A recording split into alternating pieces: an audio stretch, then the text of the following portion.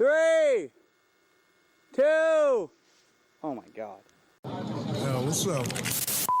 Hello, ladies and gentlemen. Welcome back to the program. The Airtime Podcast is presented by Van Shoes since 1966. There's nothing fake about it. Have something to believe in and be yourself. You know what I'm saying? Shout out to Airtime, y'all podcast. Yes, sir. All right, welcome back to the show. Really excited about today's guests, as in plural. This is a first for me. Thank you for coming in early and helping me set this up. We have Craig McMorris, announcer, pro boarder, X Games medalist, and snowboard nerd, somebody that Craig and I banter. When we have a couple drinks, we like to just get into the nitty gritty. And I'm hoping our other guest, the third, Seb, Craig's filmer, friend, fellow boarder, also joins us in the podcast today. Thank you so much for attending, and excited to have you guys here to kind of go over your new project. And how you guys doing? How you feeling about being in the booth? I'm stoked. We got her done. A bit of technical difficulties, but I mean, when you're doing a first man through the door always gets shot, right? So we got a little bit shot when we came through that door. Cameras were everywhere. We were trying to get the mic dialed, but thankfully Seb got that mic dialed. And we just want to say thank you, Jody. This is going to be really, really fun. Lots to talk about, lots to dish about. So let's get into it. So you two made a project the year previous called Fixin. The way I'm seeing it, Craig, just as an outsider who's speaking my mind right now, it's been really exciting to see that it hasn't been the same riders year after year. I think you've given a lot of opportunity to a lot of people who may not have what you have, man. You've done really well. You've curated a really a fucking exciting career at the least. Who was in this film? And let's start with that. Who's in the film? Well, thanks for the kind word, Jody. I've been a long time caller, first time listener of the program. I know it's backwards. It's a joke of this program, but you always talk about how you get started, right? And there's always questions of like, what can I do? And all this kind of stuff. So thankfully me and Seb were in a position to do our own project and bring in riders that we think need a shot, deserve a shot, want to get out there. Because there's a lot of really, really talented snowboarders that never get to be in front of the camera. So let's change that. I think that was kind of one of our big things with Fixin. And obviously that was our last year's program, and we tried to do that with tennis, which is coming out this fall as well. What do you have to say about Fixin? Because you were kind of you were the sled dog. You were at the front of this pack, right? I used the analogy already. First man through the door gets shot, and you were definitely first man through the door in Fixin.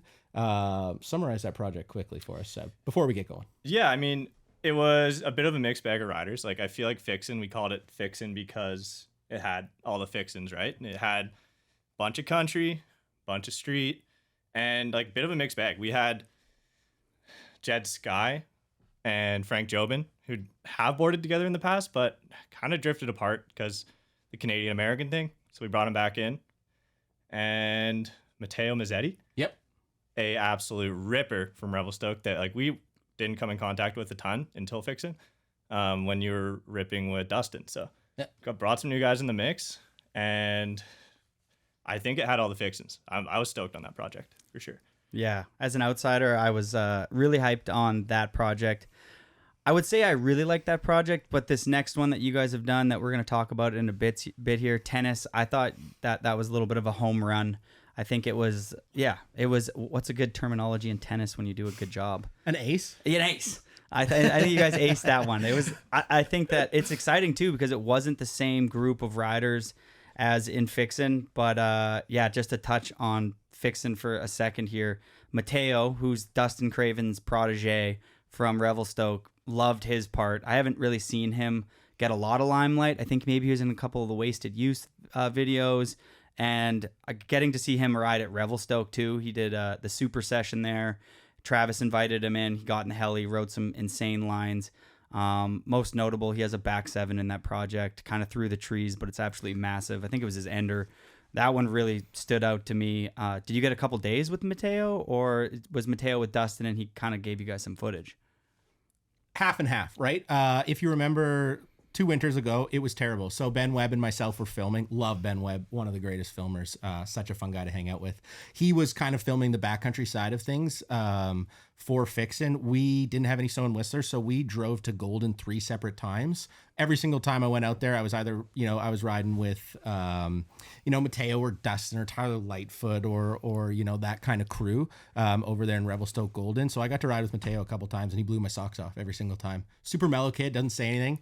But those are always the sleepers, right? You're always like, what's this guy up to, And he gets on top of something, and you're like, okay, that's what you're going to jump off of. So I was really blown away, and I think he's got a lot of shine. He's got a lot of really good days ahead of him. So, that's what the point of Fixin was. I don't know. It was like, ride with a different crew. Do you feel the same way? You watch a video, and you get surprised by somebody or something, and that's what kind of gets you involved. Some I'm invested in this now because I didn't see that coming. That's kind of what I thought Fixin was supposed to be. You got something to say on that? No, I just agree. I think it was a. No, I disagree. No, I hate that comment. Actually, no, I agree. I think it was a sick group of new riders that like we hadn't been a crew for like years leading up to it. Like a lot of projects, we kind of just like ended up just piecing her together, and everyone was just stoked to be on board, and everyone was, you get a little too comfortable at times, I feel like, with the same crew every time. So at least in the streets, it felt like everyone had like a little bit more to prove maybe than some other years, and I think everyone just kind of sent it. So well, I think that like the projects that you've released over the years, and we'll touch on this later, but like Shredbots being such a big platform, I think a lot of those riders who haven't had a lot of like spotlight, limelight, professional grade filmer, whether that's in the streets or the backcountry, they really take that as like a big opportunity.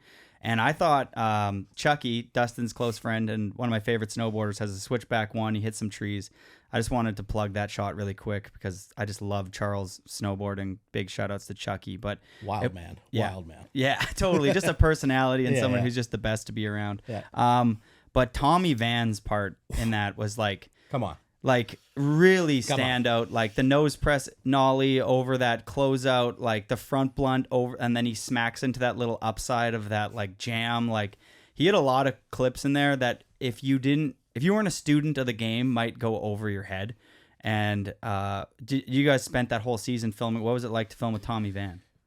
Tommy Van he's a surgeon, and he's very precise. I think the easiest way to picture Tommy Van in the streets is like if he falls, he goes home, but he just never falls, so he doesn't go home.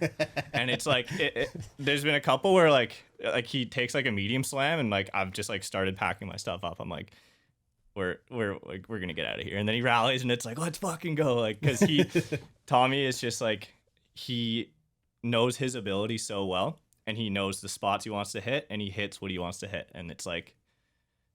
That's the Tommy Van way, and it's sick because he's super intentional with everything he hits, and he knows he's gonna get it, and he gets it. So, and a big pat on the back to you, Seb, because you mentioned Tommy Van, you mentioned Jed Sky, you mentioned Frank Job, and I was really busy that year, so I got to film a little bit with Tommy. I didn't get to do a single trip with Frank or Jed, so it was kind of Seb just taking on like, hey, we want a very developed rail section of this movie that matters extremely to me. And Seb just was like, okay, well, I know Jed's here. I'm going to fly out and meet up with Jed, and then we're going to go over to Frank, and then we're going to like connect this thing. So I thought you did a wonderful job of seamlessly piecing all these rail sections together, and the viewer would never know that like all those clips were almost filmed by ourselves, right? Maybe Jed and Frank were together for 2 days. Me and Tommy together were for 3 days, but it was so separate. And I think you did a really good job of combining that. And Ben Webb did that as well with combining the Revelstoke and Golden Guys footage. So it was very spread out, but it kind of pieced together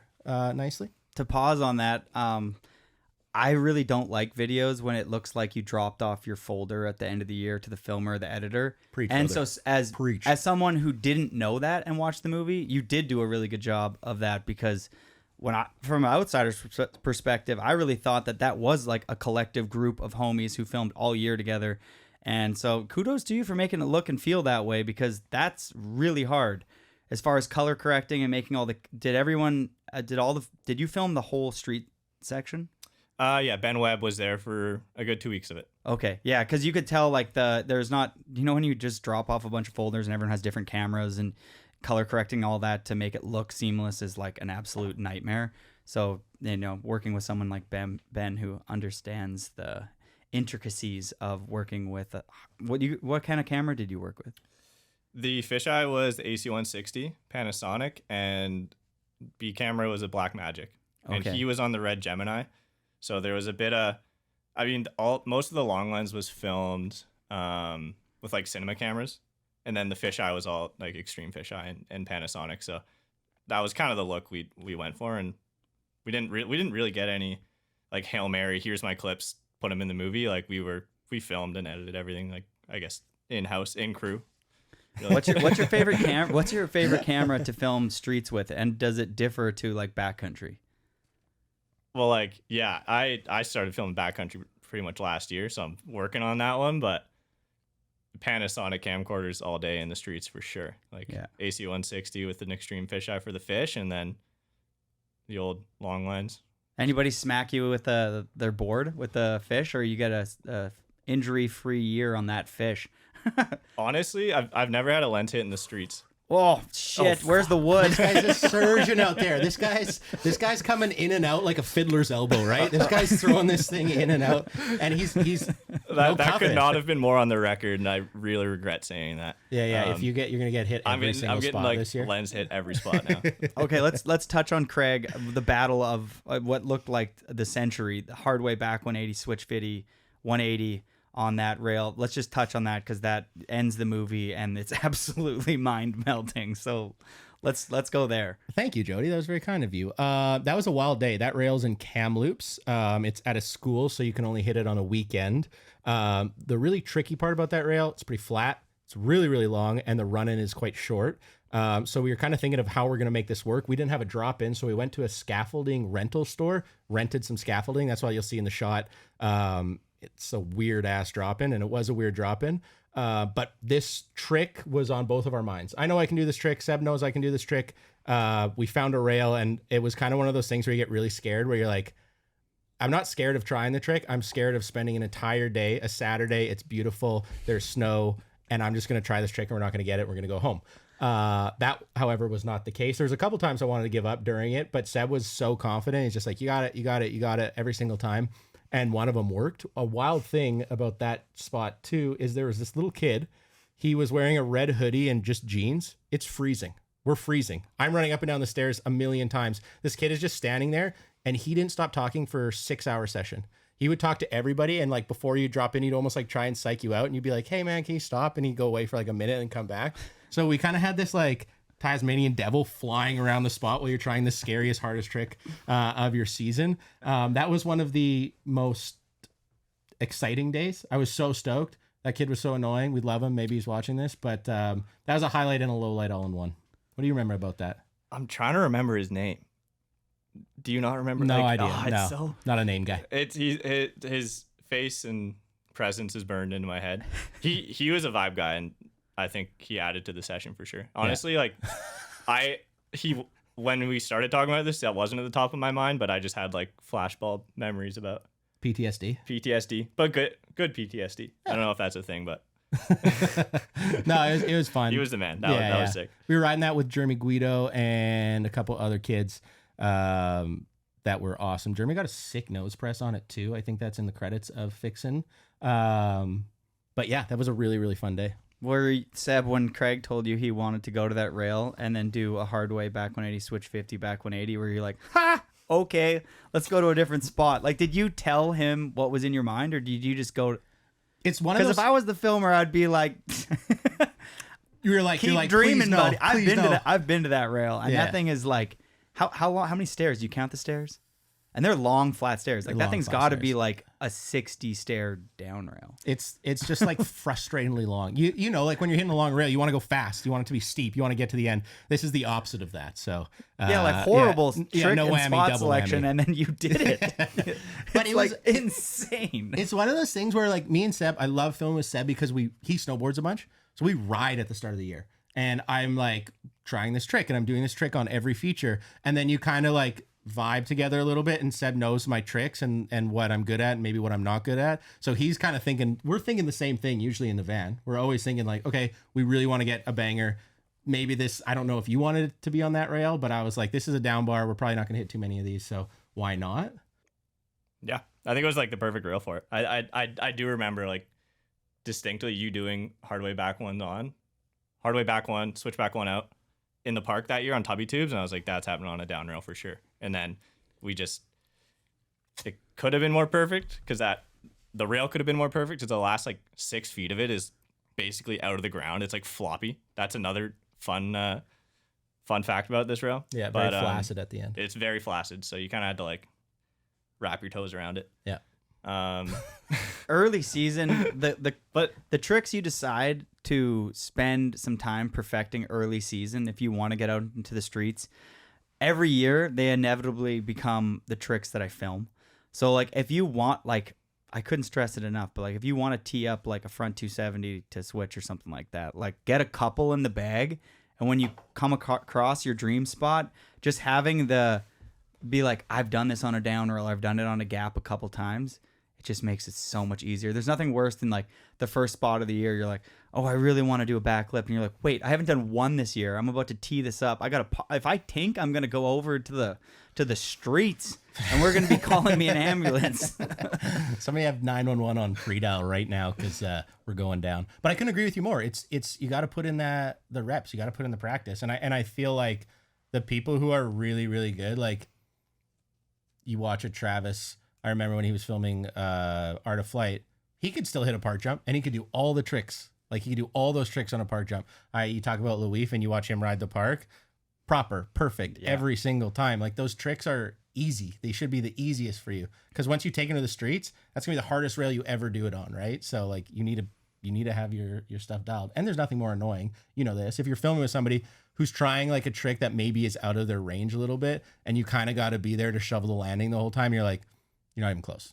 You know, that's not fun to be around for anybody, the person, the filmer, you know, the people that are helping. Right. So totally. Yeah. Well, let's switch gears here over to tennis. What made you guys want to work? Do you guys work well together? Why did you guys want to make this other project, and why the name tennis? I mean, frankly, listeners and viewers, if you haven't watched Tennis, go watch it right now. It has just come out, 2 days old. So go watch that because this conversation is going to be a lot more exciting if you've watched that. And while you're watching that, watch 10, Tango Echo November, the Man Boys project that has just come out as well. We're going to dive into that. But tennis, why did we do this? Me and Seb work so well together. I feel like, I mean, you heard us talking about Fixin. We snowboard together, we hang out. I think we're great at filming together. So that is an absolute no-brainer. I love the way he edits. It's so fun to work with somebody where you're like, here's the roughest, weirdest idea. They take it and make your dream come true. That's what Seb has done for me a number of times. And so we wanted to do that. The reason we called it tennis is I feel like there's not too many people that are riding rails and backcountry. So we wanted to go rails to backcountry, rails to backcountry. We wanted the selection of music to be extremely different, kind of like in tennis. It goes from one side and it swings all the way to the other side. So we wanted it to be like really, really different. You're going to hear like, well, obviously, if you're listening to this, you've watched it, right? It's on YouTube, Shredbots. We want a rap song to a country song. We want like an indie song to the exact opposite of what an indie song would be. So that was my perspective. And I'm very, very thankful that Seb signed on for another project. What did you like about tennis, Seb? Well, thank you very much, Greg. You absolutely greased that description of the movie. Thank if I'm being honest. It was never really a question if we were gonna film another project this year, because like as soon as it snows anywhere, I'm like getting harassed by Craig. Like, hey, it snowed a foot in Abbotsford. Like, let's go. It's November fucking 28th or whatever. You know, like I don't care if it's your birthday. We need to go film some streets, and we just don't usually skip a beat, and we just get right into it. Like it, and I feel like we've been working together now for long enough that we can just make it work between just the two of us, and like we can just like get her going. And like I feel like that's happened the last 3 years now, where there's snow somewhere and we start filming, and then it's like, well, we're already 3 months into a project again. Like that, we just trip and fall into it every year, I feel like. And you guys said, well, you guys already mentioned that you guys work well together, but I feel like the gift of working well together as a filmer is being able to like push the rider but knowing when to push him to like step up to like a kind of a beast trick that you know that he's capable of, but also kind of knowing when he's kind of like, okay, maybe tap out, and there's like a dance there, and it's really spectacular when you have that with your filmer, and they're able to be like, nah, dude, like you got this, and I know you want an ender, and we're at the ender spot, and like we've been driving by the spot, you've been talking about this clip, it's the last day, there's still snow, we'll set it up, and it's like having that filmer being as a rider push you to like what you're capable of is like fucking magic. For sure. Like I think it just comes down to like making sure that you both understand you both want to be there, and it's not like true. The second it's like, preach, brother. Oh, like, that's good. The second the rider thinks like, oh man, like he must be getting so fucking over it. Like he must be so over this. Like I feel bad. Like it's time to stop jumping down a freaking 70 kink rail. You know, like you can't really jib if you're just like thinking about somebody else's shit. You know, like so as a filmer, I feel like just want to be there. Make sure they know you want to be there, and just like don't leave till you get it. What's the best word for rail sliding? Jibbing, urban, streets, steel? What do you guys use? I can't stand jibbing and I can't stand urban. Those should be eliminated from snowboard vernacular. I love jibbing. I use jibbing all the time. Oh, I hate Sastel Jib Fest. Do you remember there used to be a rail contest in Saskatchewan, and the police all came out one year because they thought it was like a big, like if smoking illicit drugs is called jibbing, I believe. So they thought it was like a big like meetup. So a bunch of RCMP came to that one. So I don't know if we should use jibbing anymore. It's been used for something, but it's canceled. It's canceled. Let's cancel jibbing. I don't know. Maybe like I just say rails. Okay. Even though there's wall rides and airs and whatever you want to do, but I just call it rails. Okay. Rail, steel. I like steel. I like steel too. Actually, facts. Sorry. I changed my answer immediately. Okay. Who's in tennis this year? Because really well-rounded group, I'll have to say. Like some of my favorite snowboarders, whether it's an up-and-comer or veterans that in some way, shape, or form have been maybe overlooked or whatever. So I thought you guys did a really good job of putting some spotlight on both sides of the spectrum. So who's in the project? All right. Great question. The movie opens with a one Jack McDougall out of Fort McMurray, Alberta. Real go-getter. He is gnarly. He jumps off some big things. Obviously, you know that because you've watched the video, and that's why you're listening to the podcast. He jumps off some incredible things. His first shot, I mean, that backside rodeo 7 on form step down. We do know Devin Walsh has done a backside rodeo 7 on form step down. Kudos, no disrespect. I think it was Jack was like, I really want to do this trick. I want to do it on the biggest feature I can find. And obviously he's pretty new to the backcountry, so that's one of the first things you see. So I take my hat off to him. It was first try. That was unbelievable. So we got Jack McDougall in that powder section as well. I think we have a cameo of Zach Hale, and then of Deja Vu fame, Ben Bullock, the Quebec. He's a wonderful guy. He is so good out there. He is so on it, knows his spots, knows what he wants to hit. It's never a question. I think I hit like 6 features with him. Only 1 feature he didn't land a trick.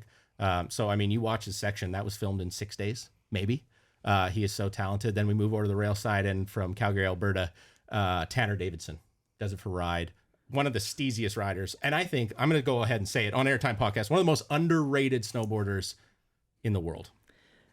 I have been a super fan of Tanner forever. And Tanner's style is so good. Anytime a photo of him gets taken, I'm always like, that should have been I actually just texted him.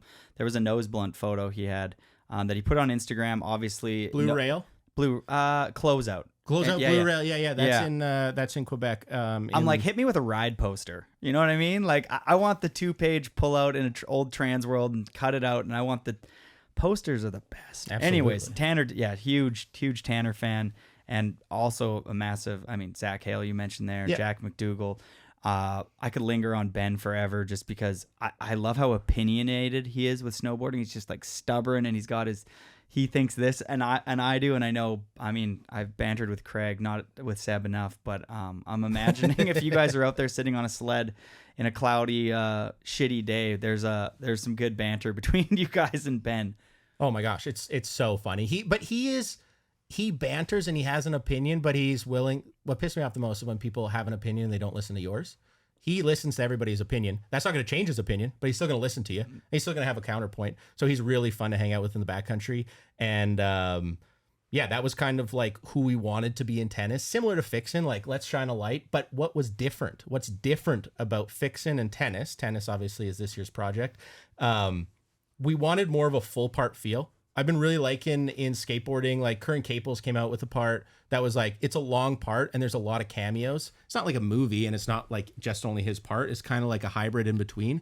And I think I kind of pitched that to Seb, and that was kind of the plan. Like, hey, I'm going to film a full part. I'm going to try and get as many shots as I can, as high quality as I can, but who are we filming with and can they be in the video, right? That's why I think it was important to bring out Jack and Ben and Tanner and stuff like that. And I feel like I wanted them out there. Seb made it happen. Like that day with Jack, do you want to walk us through that backside opening shot of the video? One of my favorite shots ever, that backside rodeo off form step down. Yeah, that was like my second day filming in the conch ever. Like I'm still pretty new to the backcountry thing. Finally got a sled last year. And Dukes was just looking to clip up, and like I finally trusted my snowmobiling ability at that point. So we just Did you have to go up the S chute? No, we went up the gauntlet.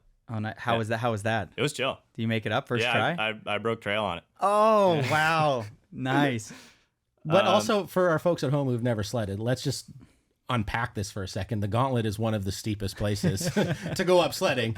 Seb, you've sledded a little bit, but you've never had that camera pack on there, and you're taking riders up there as well, right? So this is a count that's 3-2 and hits a home run. So that is very extremely gnarly. You kind of breezed over that, but I'm going to shine that. Back to the Rodeo 7 on form step down, because I feel like that's also pretty good too. Yeah, for sure. It was okay, and it was a quick build. He booted up, and I don't know. Rest was history. His first tee, he won rock paper scissors with Coco, and just got it bolts. And like, to be honest, he went so big that I like almost blew the framing on it. Like, like he just kept falling, and I was like, holy shit, he is going to the absolute moon. And it was one of those where like through the camera, I was thinking he's not putting this down. Like, he's going way too big, and then he just like rides away, and it's like. All right, sick. That's a shot. We got a shot today. We're good. Yeah, that's a hammer. I saw Cale Stevens was in the lot, and he was up there, I'm pretty sure, with you guys. He filmed it on his iPhone. I don't know if he was with you, but he was somewhere where he could zoom in from his iPhone, and he had the shot on his phone, and he's like, check out this, I also think that, like, if it's your first year in the backcountry, there's kind of like a hall pass. I almost feel like hitting spots and just being like, I don't know, like, I didn't know this was like, I'm going to front three it. You know what I mean? It's like, I don't know, the kid's out there and it's sunny, like, kind of let him get it. But like a couple years in, it is definitely nice to try and push yourself to find new spots and do new tricks on things, especially if you're trying to like make your mark. You know what I mean? It's like, yeah, it's going to be a sick backside rodeo 7, but like, imagine he did a different trick that's never been done on form step down. So if I was like Jack going into it next year, if you're going to hit it again because it's right there and you're amazing at snowboarding, I would just try and tee up, even if it's with a different grab. Yeah, something a little bit different. I completely agree with this is the beautiful thing about snowboarding, especially in the backcountry and I guess on rails as well, is there's those proving ground features, right? Like form step, anybody can go hit form step down, right? You can go do that, and if you can do something that's spectacular, yeah, that trick's been done before. But I mean, first track goes absolutely massive. It's his first year back there, really. Like, that's a proving ground situation. That's, I can hang with this caliber of rider, right? Yeah. Totally agree with you. Next year he goes back, does something different, that'll be sick. But I mean, I completely agree with you. Hall pass first year. Yeah. You said it. That's a rule now. It's in the book. Everybody's heard us. It's a rule. You can do it. Okay. Let's talk on your favorite shot that you filmed in the backcountry this year, Craig. Okay. What do you got for us? What was your favorite that you did this year? My favorite shot that I filmed in tennis, the backcountry section, was, I think I do like a cab 540 off the toes and like do a tuck knee grab, then land in a pillow field and then back 3 out of the pillow and land again. And that was kind of like a end of the day. It's just me and Tommy. Like, it's just us two. There's a lot of those days where it's like cloudy and kind of shitty. And I see this feature and I was actually going to sled it. I was going to like air on my sled, land on the pillow and then go off. But then I was like, oh, I might be able to make something work here. And it worked. I think I tried it once with a front 3. And And I was like, you know what, maybe a cab 5 into it'll work. And that kind of worked second try. So that was definitely one of my favorites. A little unorthodox for me. I don't do that much stuff like that kind of boarding that much. And the fact that it worked, it was a new trick I've never filmed before. That was one of my favorites. I don't know how you find the time to even go snowboarding with how busy you are, but we can touch on that later. Seb, videos. You're the filmer, the editor, kind of the brainchild behind this project, Tennis. What videos inspired you kind of growing up? And like, I just want to like, what were your favorites? And like, what inspired this kind of whole project? Because it definitely had, it evolved a lot from the year before Fixing. And I think it's more updated and kind of current with the times instead of being like, this is the way films need to look. I think that it's like, it's very modern. And honestly, I hate change. Yeah, that's good. Yeah. So like, I don't know, growing up with snowboard videos, I feel like I was in a bit of an awkward era between like the webisode era, you know, like Shredbot's coming into things, doing like, you know, weekly YouTube uploads and stuff like that. So like, as far as just eating content, it was all about like Sunday, like 32 Sunday in the parks, and 32 spot checks and Sunday in the parks. Like, I just kind of like mobbed to the internet and watched videos. First ever video I got was That's It, That's All for like a 12th birthday or something like that. Standard films as well. Black Winter was one of my favorite movies when I was a kid. Favorite part in Black Winter. I'd have to say Torstein. I feel like every kid my age was just like a massive Torstein fan, and like, you know, how could you not be as a wee lad? It was sick snowboarding. But for tennis, like, to be honest, I discovered this YouTube channel called Lost Snowboard Videos.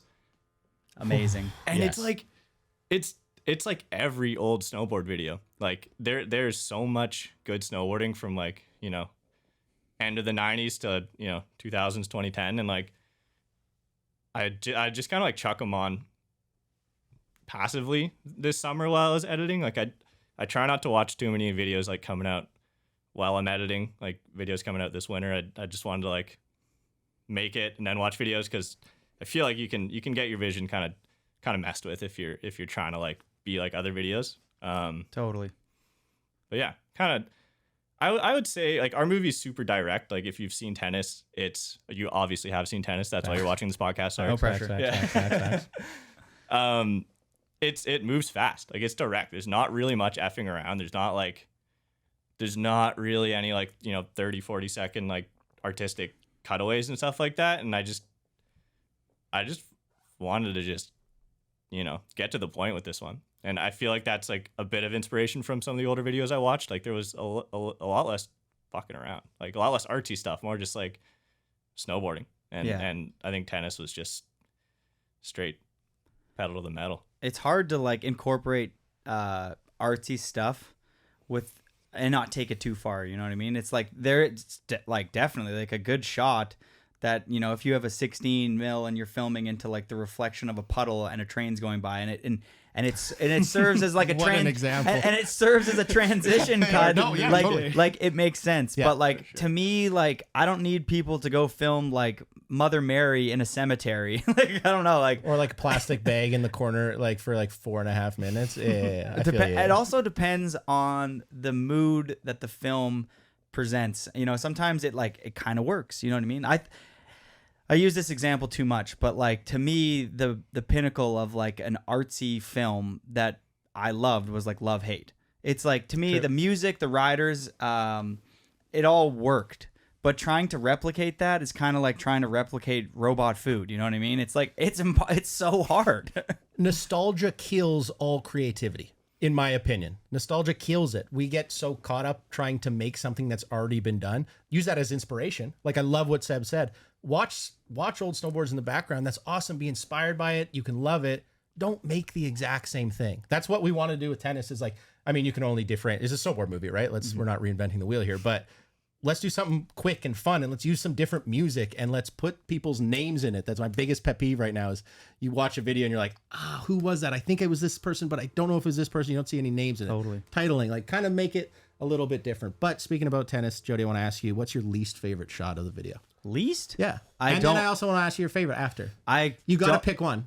It's 10 minutes. You got to. There's one thing in But there. you're legally required to pick that one. didn't even come into my head so I can't even bring up a shot that I'm festering on right now, being like, that was my, like, I don't know, I don't watch shots and that doesn't sink in. I mean, honestly, it sounds cliche, but the ender of the movie, when you hop on, obviously you've seen it at this point, but you hop onto that back 50 and I'm like, oh, it's going to be like kind of a crazy kink and it's going to end the movie. And then you keep panning out. I'm like, oh, it's a really crazy kink. And then you keep panning out. I'm like, holy fuck, he's coming out early or he's going to hit the down weird. It's going to be one of those weird 50-50s that you have to use because it's too long to not use it. But it's not perfect though. Yeah. I know And then exactly you what you're saying. touch the last down and I'm like, and then the shot is perfect. It's the classic when you ride away and you're like, nobody needs to say anything. Just let him ride away and like take this in because he just did something that nobody should be able to do. Where is that rail? That's in Vancouver. That's in Abbotsford. If I was the filmer, Craig, and you took me to that spot, I'd be like, buddy, anywhere else but this. This is a 4-day battle. Like maybe Sexton would do it after 4 days, like that long down rail. It's like, I don't need to come back here year after year for you to battle this. Like, did you have any hope that he was going to do it?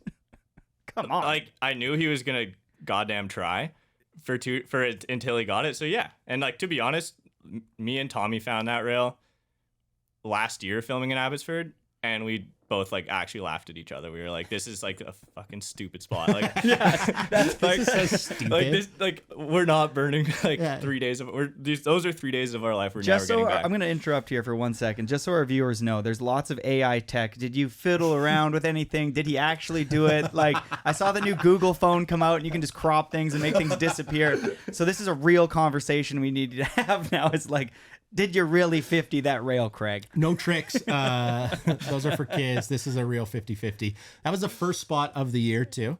It was kind of like You filmed your ender on your first spot. Yeah, it was so fun. Well, okay, there's a lot to talk about, a lot to unpack on this back 50 here. I asked you the question what your least favorite shot was in there. Don't have one. The reason I asked that is because I love this shot. It's the most probably one of the best feelings riding away from that. Ending a movie on a back 50. That's the only reservation I had about the entire project. But you can't not. Like, you got to have that as the ender. I don't think I could do anything like as gnarly, but there's something about ending on a 50-50. That's just me. That's my opinion. Please respect it. No, this was a 2-day battle, right? We went to Abbotsford, but this is in garbage time too. And I call garbage time like before December 1st, where it dumps in Vancouver. Seb's like, I've got a weekend off. Let's do it. Let's go down there. We're also filming a project for Red Bull at the time called First 48. So you have 48 hours to do something. So I was like, oh, we got a weekend. Here's a rail. There wasn't a bunch of snow. I don't think we could build like anything wild, but that's why it was kind of like, let's head in this direction. 2-day battle, probably like 6 hours on the first day, maybe like 4.5 on the second day. You counted the tries, I think. It was well over 100. I think we were closing in on 200. Thank God. Yeah. It was Thank it was too, like, we had gold. He got it second day golden hour. Like, the sun was going down. Oh, like, yeah, it was the light it was too. It was 2 full days for sure. Oh man, the light, it's like that shot is really good. And you know what is really hard that I think maybe people overlook? When you're a filmer and your rider hops on to a 50-50 for the 148th try and you get an inkling, you get an itch that they're not going to go any further, you just press the button. You're like, okay, not going to do it. I'm going to tap this one, unrecord. No, and then you're like, oh my God, but then he locked. And then he makes it to the end. So you have to like actually try as a filmer to clock in to every single attempt, because there is those weird times where the rider is like almost going to come off on a 50-50 and they're bucking through it. And you're like, oh, he's going to come off left or right. But then he hooks perfectly on the next down. You're like, no, I missed the clip. That happened to Taxwood. Really crazy shot that he filmed. Which shot? In like, you don't know what, nobody knows what it is, because I'm pretty sure it was a 50. I know it was overseas. I want to say it was in Russia, but it was like an A plus grade standout shot, and he did it first try. Filmer, I think it was ready, but like maybe didn't record the whole. I'm gonna butcher the story because I've heard it through a friend who was there. So it's just like, okay, we're playing telephone at this point. Yep. It might not have even been Sam. It might not have even happened, but There's a lesson here. Yeah. There's a lesson here. no, it was stop recording. Taxwood got chipped on a clip. I do know that. I feel like this concept is kind of similar to, like, you know, when you're driving and you're getting super tired and like you don't fall asleep at the wheel, but you kind of do like a little head nod. You're on autopilot. You Like, convince yourself that a nod is acceptable, and it's not. Just resting my eyes, Exactly. yeah. Like there's definitely been times like at spots like this where I like will kind of do what you said, like predict the outcome of an attempt and like maybe stop recording early and been like that's kind of like nodding off when you're driving. It's like that could have Great been the analogy. one. That could have been the one. Yeah. I could have been the villain of this story right now. But it goes back to what we were talking about earlier is your filmer has got to want to be there, right? Like at no point in that whatever session, I feel bad because we were out there for so long and it's cold, but you're stoked to be there. You're giving me the, hey, you got it. Maybe come to the inside this one or go off the outside the next one. Like we're chatting and we're doing it. I think the other hard thing is just me and Seb, right? So it's a very like, and the rail takes me 20 minutes to hike up there. So he's just standing by himself in the shadow for like half an hour in between tries. So the fact that you're still there and still stoked gives me like gives any rider the want to get back up on the drop and try again. Yeah, if we drag this back to what we were talking about like 30 minutes ago, but like if you're a filmer and you kind of like start putting out the vibes that you're getting burnt, or the rider is putting out the vibes like he's kind of burnt, it happens quick where the vibes just dissipate. And when you're trying an absolute banger, you need your filmer to be going to bat for you, and you need to kind of keep up the vibes, because as soon as you go like, okay, 5 more tries and I'm done, and then you say that again and again, and then eventually the filmer's like, maybe he wants to stop, so you're like, sure. But like whenever I've been in a battle, I've always been like, I just need the filmer to keep pushing me right now, because I deep down inside you kind of want to quit, but then even deeper down inside you really want the clip, and you like hope the filmer continues to bring those vibes up so you continue to kind of go for it. Unless you're being like a hazard, like it's a, you know what I mean? If you're trying, I will say if it's a lip slide variation of a trick over 270 lip slide back lip, and you're trying that trick for too long and you're a filmer, tap them out. Because that trick is like, if you start envisioning the lock on the down part of the rail over than the first part, you're going to get bodied. One of those lip slides, you're going to forget to pop, you're going to tank, and it's going to be bad. Yeah. But on a back 50, you hope that your professional rider or the homie you're filming has enough pop to get on a back 50 every time. For sure. And fatigue definitely came into play on the first day. Like I think we're getting at about like hour 5.5, and I could kind of feel it, and Seb could kind of see it, where you're like, you don't have that fight in you. You're kind of just going through the motions, where that's like, okay, maybe you should stop then. But I mean, then you grab a Monster Energy and you just keep going, right?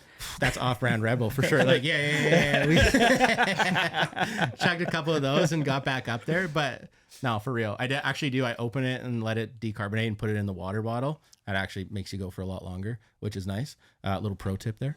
But no, I feel like you always give me support. That hard way back one we talked about in Fixin, the back 50, that kind of stuff. You're very honest. I feel like about like you have it or you don't have it. It's right there. And I feel like I'm at the point in my career, I think you are too. You know your ability. You know what you're capable of. I remember I was younger and I would do I'd pick a dumb spot, and out of pride, I'd be like, I'm getting a clip on this no matter what. And you're like, you're risking it for probably a throwaway clip, you know? Where now I feel like I don't think we hit a spot that didn't make it in the movie, right? Am I crazy? No, you're spot on. Yeah, like every spot we picked is gonna work, and it goes in the movie, you know. So I think that's like one of the things about becoming mature and going in that direction. But yeah, you need it to translate. There's no point of battling for a crazy clip if you think it's gonna be sick, but the filmer's like, I can't make this sick. It's like, don't waste your time. It's like you need it to look good on film. That's why you're filming it. And so like when you try and film like, I don't know, like a back 10 double on like a stupid jump over a stupid tree, you're just like, you don't need it. Or you're trying to cab over 270 on a gap that the filmer is like, I got the fisheye, you're going over everything, you're doing it right, but this clip just ain't working, man. Like it's just like, sometimes you got to know when to fold them. Yeah. And the exact opposite of that is you got to have an eye. I think Jay Kuzik, there's an example of him. He does in the Deja Vu movie, there's like a fence, and it's an up rail, it's an up rail. He nose presses up it and then gaps over the other fence. I went to that spot, and like in person, I'm like, this is it. In the video, it's one of the best clips. It's so sick. It looks so big, and it's like filmed so well. And you're like, this is incredible. And you go there in person, you're like, this is it. That's all it was. You know, it's like, it can be the exact opposite of that too. You got to have like the way you film it and the way you like set it up. I think is really important, but it's so funny. I've been on spots where somebody's hitting the gnarliest thing you've ever seen. You watch the clip and you're like, oh, cool. Oh, cool. I didn't even see the 8 posts on the ride away or whatever. Why are there needles facing up in the landing? I don't know why. I feel like if there's like the certain death spots, you know, that are like, if you fall into this fence, you die.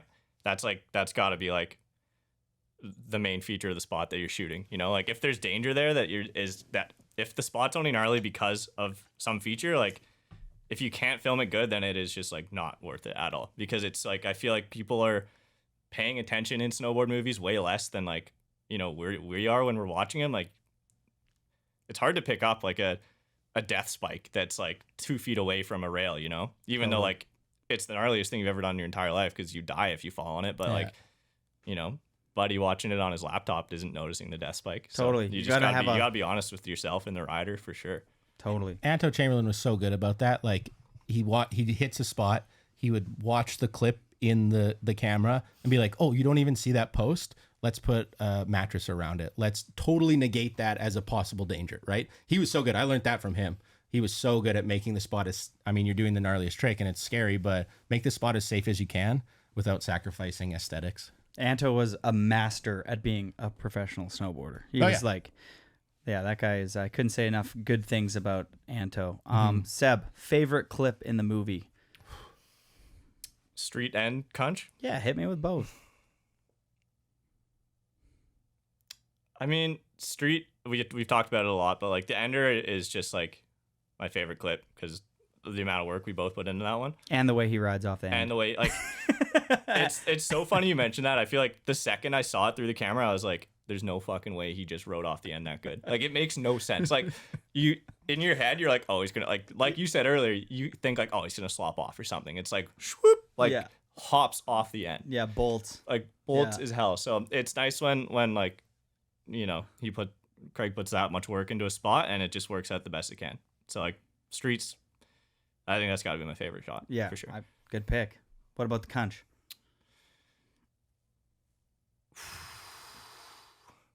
Blowing in the mic. Yeah, you got to get right in there when you blow. Yeah, I wasn't close enough. It could just be because of the light. Maybe your filming nerd comes out in the shot rather than the clip. Because I know, you know, you filmers are like, oh man, there's the sun flare over there. You're like, well, you almost missed my front three because you cared so much about the sun over there. You absolute piece of crap. It's a single snowflake, Zach. Yeah, I like the filler shot at no. Honestly, Craig's opener. I think we got 2 angles on it. One angle was shot by our Lord and Savior Thomas Doyle, and another angle from Marcus Skin. It's like that switchback 5 on that big old step down. I think that shot was just sweet. Just a cool ass shot.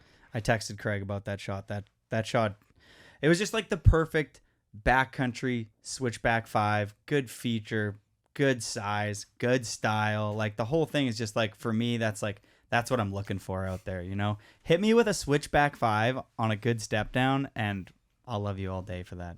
Yeah. So right at home.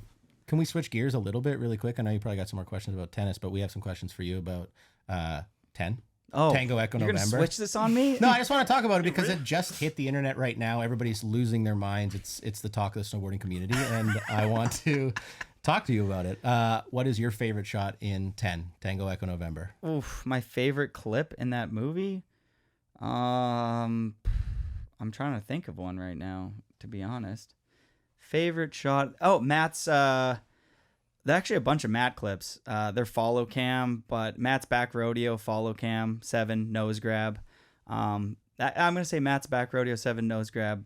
It's just because it was. I feel like people overlook those. It was like one of those days where Abby was really high and the sun just happened to pop out, and we're like, okay, we'll build this like smaller jump, and it's still a good sized jump. Like it's still sick, but like Matt's 41. It's like back rodeo 7 nose with that style and the pull on the board and Rusty's follow too. Film and 2 daughters and, you know, 85 homes. And no, it's just absolutely amazing to see like, and I'm really inspired by like going out there with Matt because as I'm getting older, I'm always like, damn, Matt's way older than me though. And like, he's still like, he's not slowing down at all. You know what I mean? He's the first to go out there and be like, hey, like we're riding the park today. I did all the 9s and I only got 110 in today. And I'm like, what? And okay. Anyways, sure. Yeah, my favorite shot is Matt's back rodeo 7. Nice. And can we take our hats off to Rusty Akinen? I feel like he like that's one of my things that I noticed. Seb and I have obviously watched the video. One of the things that I noticed the most was the mixture of the drone footage, static, you know, Barbie angle, and then a bunch of follow cams and stuff like that. Really mixed it up. I thought that was refreshing to see. Especially when you have like a crew such as the Man Boys riding in a similar space to get some differentiate the spots and make it look, kind of unique. I thought he did a really good job of that. Yeah, he did a great job. Really psyched on what he came up with. He sent a rough draft, and I mean, it didn't even look like that. And then the first time I watched the finalized project was at the premiere. But I need to watch it again. Okay. It's like I haven't seen it completed. I need to rewatch the whole movie. But I saw like most of that stuff live. I missed 2 weeks because of natural selection, which sucks because the Jody filming kind of border guy was like, no, I don't want to like go out and do natural selection because I just want to film. And then the Jody who's like, this is the opportunity of a lifetime, and like what a cool angle, and like hang out with new people, and like what an opportunity. Like, let's do that. And now looking back, I'm like, it was probably one of the most fun things and rewarding things I've ever done with my life. So I'm so happy I did that. Then the project comes out, and I'm like, I wish I had a couple more clips though. Facts. Yeah, I completely agree with you. Grass is always greener. The grass is always greener, and no, Rusty did a great job, and it was I mean, it's cool to squeak out a couple days with Bryn because he's just like one of my favorite snowboarders these days. So I actually missed those days, but it was cool to see him enrolled in the project at some level because he's probably my favorite up and comer right now. Kind of similar to like what we were talking about with Fixin Tennis is like there's those borders that like a Bryn maybe hasn't got the opportunity to film in front of like a Rusty, like it's so good to like mix it up, fresh blood. When I was watching the movie and you see those Bryn clips, you're like, whoa, okay, this is sick. I didn't know he went out with them, Yeah. Or the Darcy Sharp, that 1080, unbelievable, Yeah. right? Like that kind of caught me off guard. I didn't see that coming. Even I was out there that day, not filming that jump, but I was like, oh yeah, Darcy went out with him. And then you see the clip and you're like, wow, that is, the Switchback 7, I think was even sicker, honestly. Darcy is so talented. Yeah. It's crazy. I'm really excited to see like where he goes with his like his riding. To me, it doesn't even make sense. Like if he told me like I'm gonna do a shifty front 10 tuck knee thingy, I'd be like, what? Yeah. And then he did it, and I was like, mahalo, dude. The last trick I would want to see on Earth was that trick, and he pulled it off perfectly. You know what I mean? It's like if somebody told me they were gonna do a shifty front 10 India, I'd be like, don't bother. It's not. And then he did it, and I was like, ew. And I was like, oh my god, do whatever you want. David. What was your favorite shot in 10, Seb? You actually just mentioned it. I think Darcy's front 10 shifty was just fucking like when I saw that, it was one of those tricks that just stood out. Just in like style, I feel like backcountry style is so timeless. Like slow, sick, 5s, 7s, 9s, and then Darce just does this like freak of nature trick that you never see anybody do, and it's like that was objectively sick as fuck. Like, and he went big too and super proper. Yeah. So yeah, it showcases his personality too. You know what I mean? I feel like Darcy's personality, it was kind of like that was it. He's like a ball of chaos, and it's like beautiful chaos. And he's like, you see him ride the park, and you're like, you never know what to think he's gonna. I mean, you announce him all the time. Like, you probably know better than anybody. It's like Darcy's ability to just pull out the craziest tricks ever that nobody was expecting is like an everyday thing. Every time I ride the park with him, I'm like, oh, what's he gonna do in this gap to down rail? Oh, a hard way back 270 to switch, or like a back, like I never know what he's gonna do. And so seeing him ride into junk hump was the same thing. I was like, what is he gonna do on junk hump? And sure enough, he does. Darcy's this video game. I don't know if we can see it right here, but for our listener only audience, I'm holding up a copy of Amp 2. That's kind of. I think he's more SS tricky. He is more SSX tricky, but no, it's the most Darcy trick, and I love that. So there's lots to love in Tango Echo November, the 10th installment from the Man Boys, right? Yeah, totally. And enjoy that film. Thanks to Rusty for putting that together. This is my interview, motherfuckers. So thanks for coming, Jody. Appreciate your time. Okay.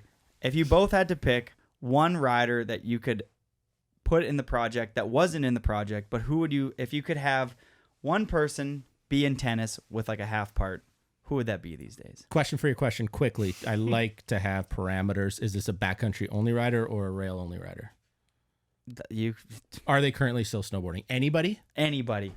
You could say Kevin Jones from 2002. Oh, we're going to Arizona. Okay. I just mean like have fun with it. It's open to interpretation. Seb? I'm gonna pass on back to you. I don't know. Okay.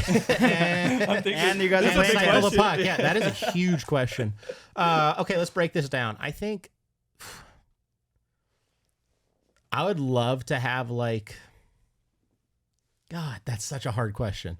That is a wild question. Very good thinking. I'm gonna actually butt in and take the easy out here, and I'm gonna say Brent Alexander. Cool. I think we would steal him from the Man Boys, and He's filming for like He's filming for Dope. He's filming for the what are they? The Mountain. Mountain? No, not Mountain. Oh, the Dong Boys? Dong Boys. He's filming for like whoever, you know. He's just out in the mountains, and if you film him, you film him. Yeah, It's you got a just like camera. He's Brent, just a there's boarder. Brent. Point the camera. Point the camera. I would like there's so many people. If I don't say your name, I would love for you to be in the project next year. A Jordan Morris in like, just like he's been filming all year. He's healthy. I'd love to have some Jordan Morris clips in there.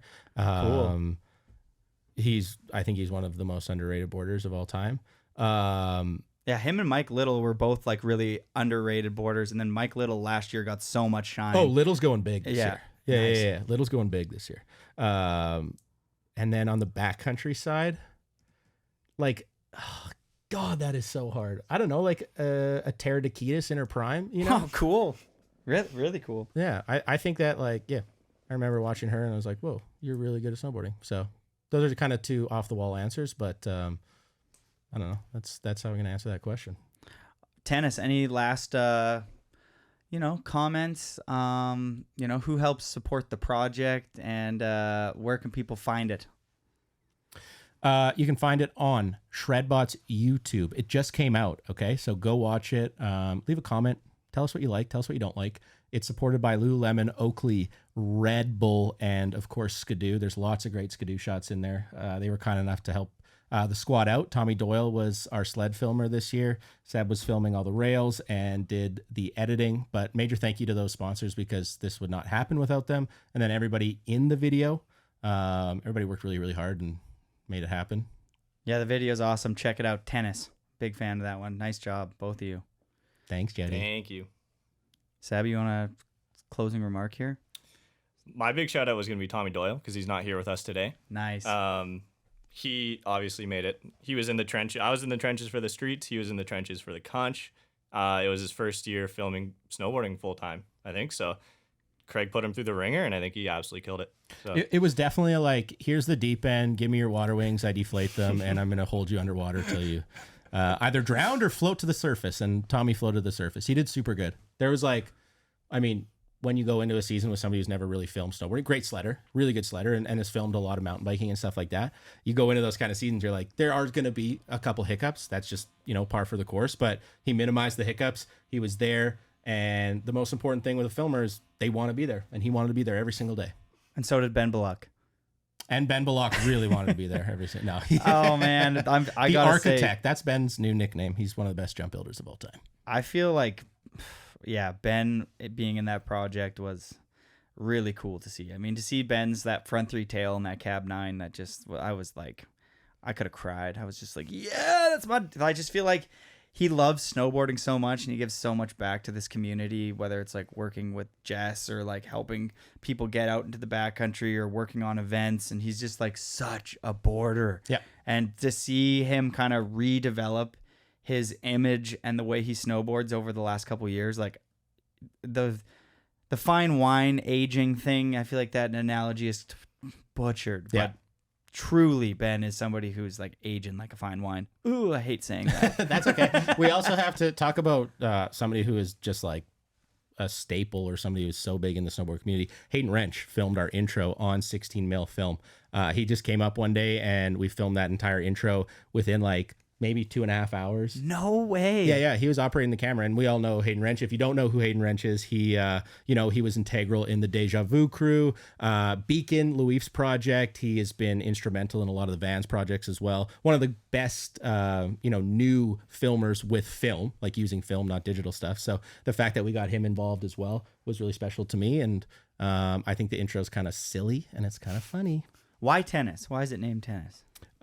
Because we go back and forth. The songs are about as opposite as they can be from each other. The riding is about as opposite as it can be from each other, right? Like hitting a super long down bar, and then it's one of the deepest days in Whistler. And then, you know, we're in Sudbury hitting a rail, and then Ben Bullock's doing a front three. And jumping back to that Ben Bullock comment, one got away. There was one. If you watch the credits, you'll see Ben Bullock do probably one of the largest front threes I've ever seen in person, and he just didn't ride away from it. So hopefully next year he comes out with us and gets it. I hope so too.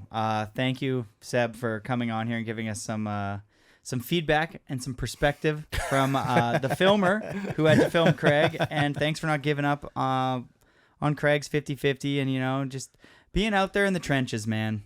Just kudos to you. It's just like, as filmers, they don't get enough shine. They're out there and it's cold, and then riders aren't feeling it that day and they don't want to ride. And you have to motivate the crew, and everybody's getting too stoned or they want to get drunk. It depends if you're filming kids or not, or professionals. But like, but even professionals, I've been out there. Everybody's got so many feelings, and you got to deal with everybody's feelings all day.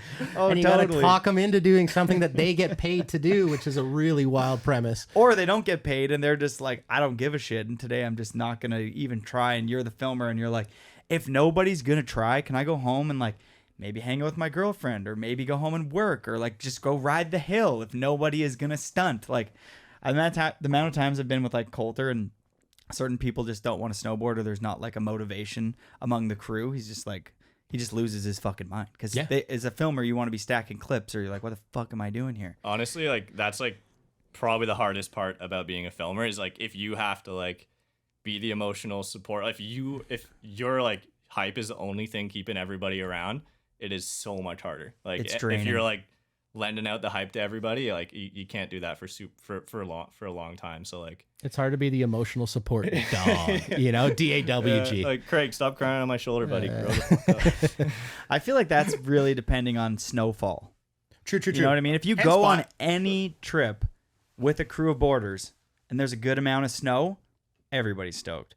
But when it's bulletproof or super cold or not enough snow, oh man, you can just see who the grinders are, who are like shoveling to make a spot happen. And then you can see the people that are like, I just don't give a fuck. Like, I'm not going to start scraping snow from another block away to make this spot happen. But sometimes you got to do that. Sometimes you got to do it. All right. Cheers. Cheers, everybody. Segment 1 of this show complete.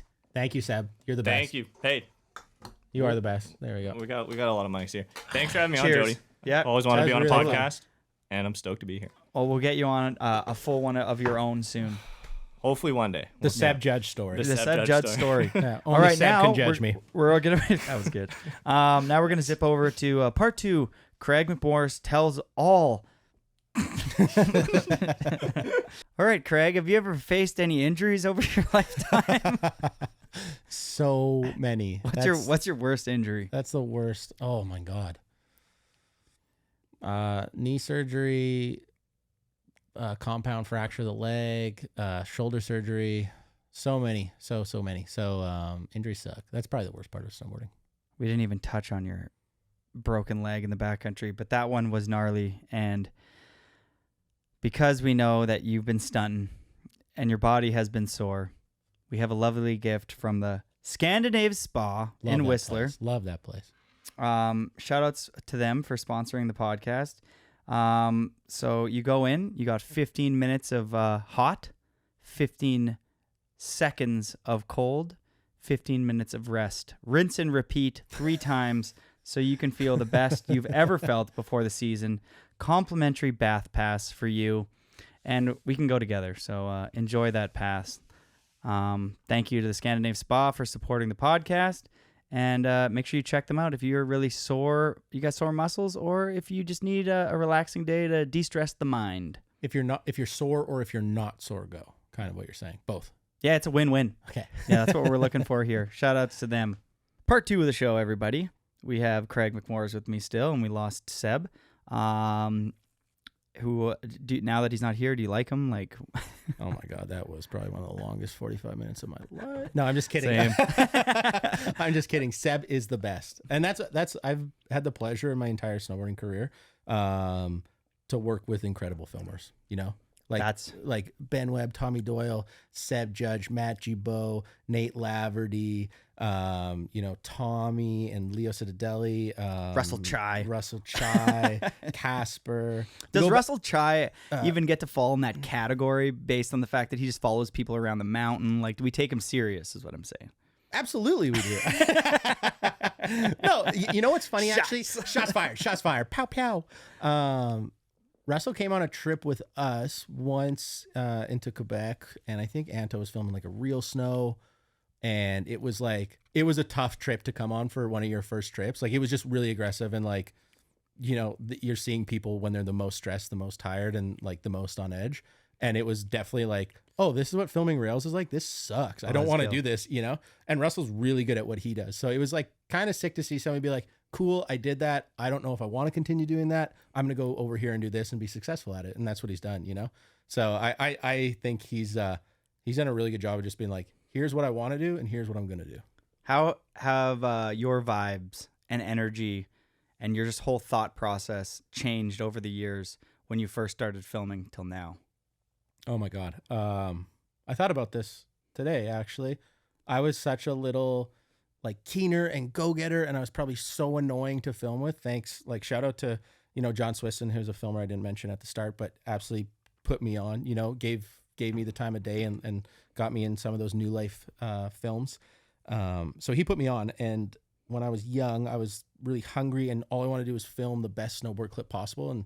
And sometimes that would be probably really annoying when, I first started filming with like Torstein and Andreas Wig and Anto Chamberlain for that matter. Is like, this kid is so annoying, and it took me a couple of years to sit back, learn, and then be aggressive and then go out there and do it. And I think I was maybe a little aggressive off the top. But I mean, I don't think I'd change anything, but hindsight's always 20/20. Do you feel like that keenness did that stem from trying to prove something? Do you think that came from like, you have a brother, Mark, who's the best snowboarder in the entire world. And like, I just live in Whistler and I compare myself to people here all the time. People have wealth here. People have status. They have money and they have things that I've never seen growing up in a place like Oakbank. And when you have somebody so close to you that's excelling and has everything that maybe a kid has ever dreamed of, especially like kids, you guys were kids when this was happening. Did you compare yourself to Mark a lot when you were younger? And was that difficult? You looking back on it now?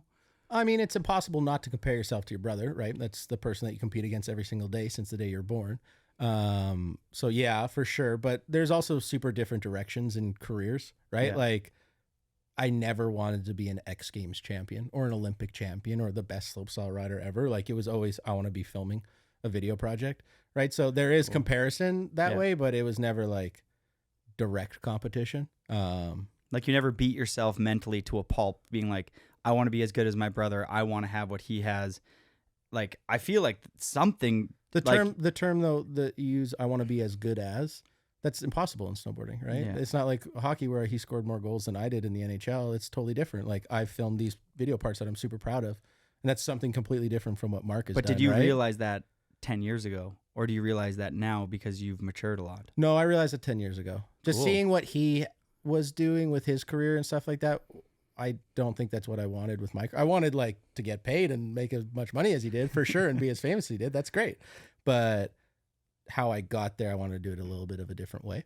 But it's a great question. I think the term as good as, I feel like people use that in snowboarding a lot. Like, this person's as good as this person, or like, I hate the term like GOAT or like comparing. It's like completely different person, completely different avenue of snowboarding, completely different time frame, completely different movies or contests or anything like that. Comparing them is like comparing, a steak to an apple. That's completely different things. You can't compare them. Well, damn, Craig. Damn. Because like, if I had a brother, I just know who I am. You have a brother, don't you? Sister. I'm sorry. But I compare myself to her all the time because she's super smart. She's a pharmacist. She always excelled at school. I always struggled at school. Mm-hmm. She had all these things that I didn't have. And I think that a part of me that I've been like working on as I get older is to not look at what others have and realize that if I work hard at my lane, there's still a lot of beauty in what I can do for myself, and not like comparing myself to other people, because I'm not that person, and I'm not in their head, and I don't even know if I would be happy if I was in my sister's head or in Mark's head. Like, That's the key I really right like there. being Yeah. in my head, and as I've gotten older, that seems to it seems to hit a little bit harder, and I'm really happy that I've like found that lane for myself, because comparing yourself to others, even like my snowboarding, like riding around with people like Jeeves and E-Man and like Solers and Rusty, like these people who are like freaks, so talented, Belzo, like they're so good, and I've always been a little bit of a workhorse, and I've always been like that. Even at skateboarding, I was like never very tech, and I started skating in the boom of tech, and like everyone was doing all these crazy flip tricks, and I didn't really have that. I had really cool, like really high, like fakey shove-its and shit like that. Looking back, I'm like, rolling with your lane at one point starts to become the best lane for you to roll in. But that perspective, when you say Jeeves or Belzil or those names, do you feel like you're not as good as them? Or you didn't feel like you were as good as them? I've never been as good as them, because Is that your perspective? Is that how you feel? Or is that how the rest of the snowboard community views you? Because when I view you, I would put your name like right beside theirs. I don't think there's a difference. That's very nice of you. I guess it's also like when you see people ride in front of you and they have a different skill set, or just in life, and you see what they have and what they're able to bring to the table, whether that's like someone like Belzil and we're doing a renovation and I see how much knowledge he has. I mean, we talk about this all the time, and I know that you're somebody who would have consumed the same little bit of tidbit information about the 10,000 hours. Like, the more you put the work into something and the more you actually put your energy into something with time, you get better at it. And so, like, I would beat myself up about not being able to do switchback nines or whatever as good as, like, E-Man. But I didn't put the time in. You know what I mean? Like, he did. And you have a really good switchback 7. So, I mean, I would probably have a better switchback 7 than a switchback 9. Okay. I hear you though. I hear you. I'm not trying to, steer away from that point. Totally agree with you. It's the time thing for sure. And there's also the trick envy. You look at somebody who does something that you can't do. I always use guitar. When I watch somebody sit down and play guitar really, really well, that's amazing. That's incredible. I'm so jealous of that. That's just not my thing. I'm not going to be able to do that unless I put in the time of work. So why would I beat myself up for not being as good as them? But what if you feel like, for me, I was riding the park day in and day out with, some of the best snowboarders to come on the map out of Canada. And so I am comparing myself to them, because after years and years of doing it, I'm in there just as much as them. And it's like my cab spins after a cab 7 were drifty. So I started getting scared to do cab 9s or evolve that into a cab 10, because I was like, I'm drifty with this trick. But to play devil's advocate to myself is like, once you mentally clock in to what you believe is capable for yourself, it's self-sabotaging, because you start to believe these limitations to yourself. And going back towards myself, if we're having a little bit of a therapy session for me, it's like, if I could go back, I would tell myself that, like, you could definitely do that trick. Like, you just got to work on it. You know what I mean? But I like put a cap on certain things in my life. It's because this is a snowboard podcast specifically towards like a lot of those tricks. Yeah. And I feel like someone like yourself is like, the world's your oyster. Like, I feel like you have such a huge bag of tricks. Oh, thank you. And like, where did you never put a limitation on that? I mean, having a brother like Mark the sky's the limit. You see him achieving what's not even possible at the time. Mm-hmm. Yeah. Like so you're like, why couldn't I do some of that in my own lane? Yep. So I kind of wish I pushed into that a little bit more. But I'm going to counter you. Okay, counter. Really, Hit me with a counter. Counter. Hey, get off the counter. Who's a professional snowboarder now? Out of all those names that you mentioned, I think that you are. Like, I'm saying, yeah, you can compare yourself, but it's really, when you start comparing yourself, you stop looking at what you're actually doing in your surroundings and like, look at what you've done. Look at this beautiful podcast studio. Look at your career. Tango Echo November just came out. Some incredible riding in that. Like, you're a pro snowboarder, and if you would have learned how to do a better cab 9 back then and maybe been in that conversation, that wouldn't have changed literally anything in your path, right? I don't know. The cab 9 I did 2014 got me on K2. That's true. So the cab 9 actually changed. That actually did change a lot. So use a different example. You idiot, Craig. All Come right, on. let's steer this back. Yeah, we really got in the weeds. Yeah, we got in the weeds quick. Sorry about that. Oh, I like it. Saskatchewan. You grew up there. Touch on maybe growing up there. the snowboard scene and, what that did for you and your brother, because I can't imagine growing up in the neighboring province of Manitoba, there wasn't a lot going on there either. So maybe touch on your scene. As a prairie folk, I feel like there's always this storyline. It's so flat. How do you get good? It's not really a thing, It's like, I mean, think of the best snowboarders in the world. I think Canada has some of the best snowboarders in the world. Finland, Norway, Minnesota, some of the flattest place on earth. The coldest. You need snow. Facts. We get that. You need snow. Those places have it. But they don't have tons of elevation. It's just reps and reps and reps and reps.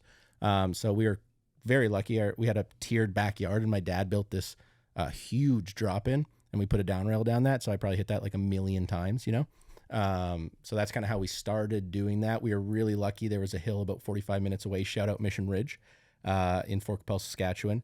Just a little hill, but you got to do 1 million laps a day, some of the best pizza and donuts you'll ever had. I mean, if we want to talk about some incredible food, see you later, Italy. Small ski hill food. It's kind of like a rink burger, right?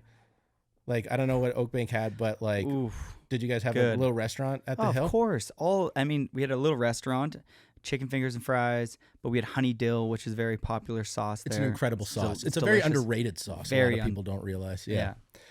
So, the food was incredible, and that, you do a run, it's minus 45. You come in, you eat a donut and a slice of pepperoni pizza, you get back out there. It's funny, actually, the chairlift they had or have now was the old one from COP. So that kind of transitions my conversation. We spent a lot of time at Canadian Olympic Park, COP, when we were younger, and that's all thanks to a gentleman by the name of Russell Davies, who started the Saskatchewan snowboard team. And this was a wild premise, so just hear me out here. A guy with a Safari, it's a GMC Safari, it's a type of van, almost a windowless van, would drive from Russell, Manitoba, and don't get me wrong, I realize his name is Russell Davies, living in Russell, Manitoba. Drive from Russell, go to Saskatoon, pick up some kids that were on the Saskatchewan snowboard team, drive to Regina, pick us up, and then go all the way to Banff or COP, right? On a Thursday night after school. You get there at around 3 a.m., you wake up, and Mark's just standing over Russell Davies like, let's go. First chair's in 45 minutes. It's an hour and a half. Let's go. So he'd wake up, take us to the hill. And he was the best because we'd ride the park, but he would also be like, okay, we're going to bomb this hill switch. We're going to work on some fundies, So we'd work on fundamentals when we had a chance to ride the big mountains, and we'd go home and just work on tech tricks on rails and stuff like that. So it was actually a really good foundation for snowboarding. So if you're living in Saskatchewan or Manitoba or anywhere that doesn't have a ton of elevation, get your reps up, bud. Was there anybody when you came over to COP and maybe rode like Banff, Sunshine, or Louise, was there any notable figures that you crossed paths with at that time? I feel like for a prairie kid like myself, the first time I ventured west and meeting some of those figures really it does a lot for you. You start to realize that I only live in Saskatchewan, but things are popping off here and people are kind of making a name for themselves. So was there any notable figures that you bumped into over the years? Watching Jed Anderson win a super pipe event at the Canadian Open on a dominant slick really put it into perspective to me. Watching him getting yelled at, I think it was Jesse Fulton, was like, what are you doing on that board? And just kind of giving him the gears, and he just drops in and wins the event on not a half pipe board, if you're not familiar with snowboarding, a dominant slick. I don't even think it had metal edges on it. It was an extremely soft rail riding board in an icy 22-foot pipe. He goes and wins the Canadian Open on that. I think it was the Open or the Nationals. I don't know, but it was very impressive. So watching people do that, you're like, oh, okay, this is the path. There is a path, I think we talk about growing up in Saskatchewan. I don't know if you felt the same way growing up in Manitoba, but what are the steps, what are the steps that I take to get here? In the NHL, it's, you get drafted to the Dub or the OHL, or you go play college hockey, and then you hopefully get drafted and you play in the AHL, and then you make the NHL, right? Those are the steps. That's what you do to get to a professional hockey player. Where we just didn't know the steps. I watched the videos in the back of the Honda Odyssey every single day, and I'm like, I want to get there, but how do I get there, right? That was the hardest thing for me. Which video were you watching in the back of the Honda Odyssey? I think watching Arrow Edela do a double backside rodeo 1080 and follow me around, we burned the DVD. The DVD melted in that poor DVD player. So whoever bought that Honda Odyssey off Cindy McMorris, my mother, after we got done with that, I don't think the DVD player worked anymore because Follow Me Around had melted in there. I could probably do that movie trick for trick, song for song. Love that film. Who else's parts stood out to you? If you that video to me had some notable parts. Heikki Sorsa into Aero Edel, the Finnish connection, right? Those guys were snapping around back then. That was really fun to watch. Was that Bittner's part where Yeah, he did that rap song. Really, really, he was one of the only people I felt made Bone Dry Stairs look really cool. Even at a young age, you're like, that does not look dope. No, it doesn't look dope for anybody other than Aaron Bittner. Like Aaron Bittner doing a 50-50 with Bone Dry Stairs, you're like, that is the most gangster thing to that song, burned in my mind. But other people riding Bone Dry Stairs, you're like, it doesn't look as cool. You can tell that they're scared, where Bittner is just like, let's go. Scared. Let's tomahawk down these things. That is I don't know if we've really touched on that in the podcast before, but riding into something and making the spot, even if it's super gnarly, look comfortable. That, like, when you watch someone like Jed that you brought up, it's like Jed backlipping a triple kink and then doing a pretzel out. It's aggressive for sure, but it doesn't look scary. There was a lot of rail riders in that early 2000 era when they jumped on to the gap lip slide and they rode away. The whole clip was scary. It was scary for the filmer, the photographer, and the viewers. Yeah. Carrie Underwood blasting Jesus Take the Wheel, sliding down this thing. Even at a young age, you realize that doesn't look super comfortable. That doesn't make me want to go snowboarding. So some of my not favorite parts in there, but Bittner's was absolutely incredible in there. And Mike McIntyre, I mean, I could talk for days on MacDog Productions and how they did such a wonderful job, song selection and spots and really cool talent mixing it up. So have you ever got to meet Mike over the years? I have, actually. He filmed a couple of my clips. Wow. That was what was really that special. like? That was really, really special. He is so mellow and calm, and it was really cool to just like be out there. I was like hitting a pretty gnarly feature. I actually hit 2 really gnarly features that day. I was filming for X Games Real Snow. We were in Sudbury, and I was kind of hurt, and it was cold, and it was just like stressful. But just being like, whoa, MacDog just filmed that. I was like, cool. Hey, that's cool. That is. Hey guys, that's cool. Very cool. Yeah, maybe we can steer back here. Just a couple bullet points I want to touch on before we get into real snow and stuff like that. Who got sponsored first, you or Mark? Obviously, Mark. Damn it! Actually, no. He got sponsored by Off Axis, the board shop at the time. What? No way. Yeah, Off Axis, and then I got sponsored by Off Axis, and then we both got on Class 5 snowboards. Oh, shout outs Class 5. Yeah, created by James Friedrich. And those were actually incredible boards, like cool graphics. They rode really well. It was really, really sick because and they lasted a long time, which was really, really cool, especially when you're only getting a couple boards a year. You want them to last. So that was really special. So we got sponsored there, did that kind of thing. Class 5 was the first one. Sorry, I'm thinking and talking at the same time. I like it. Ryan Hall's pro model with like the kind of Where's Waldo top sheet. That was Clyde. Oh, that was Clyde. Oh shit. It's okay. It's okay. Everybody gets one. Don't let it happen again. If you ever make that fucking mistake again. No, I'm just kidding. So like if Mark gets like a package from Off Access Board Shop and like get some stickers and some hoodies, and you're his older brother, you're like, give me some of those stickers, you son of a bitch. No, it was never like that. I think we kind of got on the same time, and it was also not like, here's a package. It was like, you get like 10% off, like. Oh shit. Yeah, it wasn't like flow, not even flow. No, it was like, you're lucky. Yeah. You're volunteering for us. Yeah. I did a lot of volunteer work early in my career. Volunteer work at what? I don't get it. Instead of riding. Oh God. Okay, that's 2. No, I'm just kidding. I'm just kidding. Yeah. When you're not really sponsored by a brand, but you're kind of like, we're sponsored, you're volunteering for them. That's what I say. I mean, to a certain extent, yeah. I guess that if you're stunting and you're not getting anything, but it's kind of like, then you're just about it. And it's kind of sick when there's volunteering's great. I don't think it's a bad thing. It's a good thing. We need it in this society. We need volunteers in the industry. When was your first time going west to like Camp of Champions or something like that? The first time ever going west actually was James Friedrich, the owner of Class 5 Snowboards, was really good friends with John Swiston, and he was going to do a video, New Life. I think it was 6s and 7s, and me and Mark were going to have a little part in it. So me and James Friedrich went out, and we stayed at John Swiston's house, and we filmed a couple clips for that. You might be able to find it on Vimeo, actually. New Life Cinema's 6s and 7s. Jessica Murrah's in that video. So that's your first part? Yeah, I think 6s and 7s was my first part, and then like my second part was What Happened by New Life Cinemas. That's definitely on. So Swiss Beats kind of put you on the map. For sure. He held the camera and filmed Shout out me to and- John Swiston. That guy was awesome. Yeah, he was down for the cause for sure. So that was kind of like where I started filming. But I was also competing at the time and like on the national team and doing all those contests and stuff like that. So it was definitely a stretching of time, but the times I spent filming were infinitely more fun than the times I spent competing. And that was kind of, I always knew that. The whole point of competing for me was to get into a place where you could film. No way. Even from a young age, you're like, I want to film a video part. I want to be in Follow Me Around, and I want kids to burn the DVD. That's exactly it. That's it. I wanted to imitate that. That's the guiding light, the North Star, if you will. And from before even filming started, was that always like a thing between you and was Mark always like, I want to win contests and be like, and you're like, I want to film video parts. Like, good luck with that. Or Mark just fell into that because freakish talents. I think it was become a pro snowboarder any means necessary. No pun intended to the Rome video, but any means necessary, get out there, be a pro snowboarder.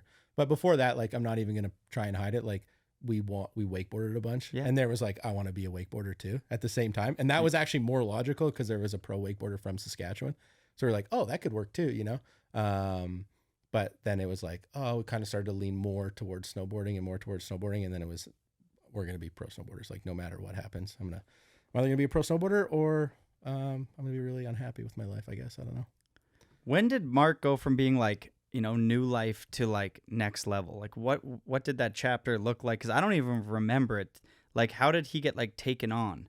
Like, you were filming for New Life along Mark, and then did 1 year he land a back 10 and then he was in X Games? Like, I feel like that transition happened really quick. It was more before that, I think, for Mark. It was like he won a FIS World Cup in Calgary. Oh, okay. Yeah, like a snow rodeo event or something like that. So he wins that. Were you in that event as well? No, I wasn't. I wasn't really competing at the time. I was finishing high school. That was another thing that Mark kind of stopped going to high school because he got on O'Neill for wakeboarding and snowboarding, and then like moved to Quebec. So he was like doing that. And then I was finishing high school and I kind of left high school to go. I wasn't even in the event. I just went to Calgary and we started filming actually 50-50 Godzilla. What? What year? This was a super long, with Craig Beaulieu. Dude, that is a big rail. It was a big rail. Calgary beast of a rail. Stevie Bell board slide. Jesmond Dubois on that session tried to switch 50-50 it and broke his ribs. I remember watching that and I was like, that's the craziest thing I've ever seen in my life. And I'm just over welcome here to the stupid, streets. Yeah, welcome to the show. No, so that was cool. But that's where Mark he won that one. And that was also where I think my mom kind of realized, because her mother was a teacher. She was very education first. And that was one of the biggest battles we had on the Saskatchewan snowboard team. There were so many days when Russell wanted to be like, we want to stay another day. It's going to be good. And it was like, no, the kids have to come back for school on Monday and stuff like that. You guys got to drive through the night. So there was definitely a battle there, but that was a changing of the guard, if you will. You know, when your son wins, I think it was like 11 grand cash. It's like, oh, okay. This is cool too. Totally. So that was kind of like where it got lifted a little bit. I was pretty close to finishing high school, so I didn't get to leave, but yeah, that's the way I remember it. Obviously somebody's banging on their steering wheel probably right now being like, you idiot, that's not how it happened, but that's how I remember it. Like, when I look at like the TV show McMorris and McMorris, I feel like Mark is in high school in that show. Like, how young were you guys when that show started? 21, 19. Oh, wow. So Yeah. like did Mark finish school? No. No way. No. Cool. This guy's grade 10, so he can pretty much do anything. He's good. No. That's the Trailer Park Boys joke. Yeah, McMorris and McMorris was really funny. How did that unfold? That is like such a big opportunity. I mean, Mark was obviously killing it to some extent, but he hadn't been killing it for that long. I feel like, maybe is that before he got back-to-back golds that 1 year at? It was nothing to do with snowboarding. It was Red Bull Canada brought in a gentleman by the name of Jason Ford, who was going to head their snowboarder? media. Yeah, no, not him. Jason Ford was going to head their media conglomerate, right? This was Red Bull Canada was going to have their own media house, and they wanted to make a big splash by having, a TV program on MTV Canada. And we went in with Ninja Isaacs, our agent, Jason Isaacs, and was like, Mark was on Red Bull at the time, I wasn't. And they went in there, had this meeting, and it was like, great. And then just nothing happens. And then all of a sudden we get like an email. It's like, pick these 5 directors, one of these 5 directors. And we're like, oh, so it's happening. And it just like happened it went from not happening to happening really, really fast. And we picked Alex Craig, who's one of my best friends, such an incredible dude. I'm so happy that we picked him, and he directed this MTV show, but it was not going to happen. Then it happened really, really quick. Another side story about that is my knee was blowing at the start of that year. So I was kind of just like hanging out, and it was like kind of a perfect transition to get back into it. I mean, there's so many stories that I can tell, spider webbing out of that situation, but yeah, it was spider web away. I mean, I don't know where you want me to start. That was start at the start. Like when it happened, were you both like, this is going to be amazing, we're super into this, or were like, was Mark not wanting to do it? Were both you like, we're both on board, like this is going to be awesome? Like, we're so young and we're so dumb that we don't realize what it entails. So happy that we did it.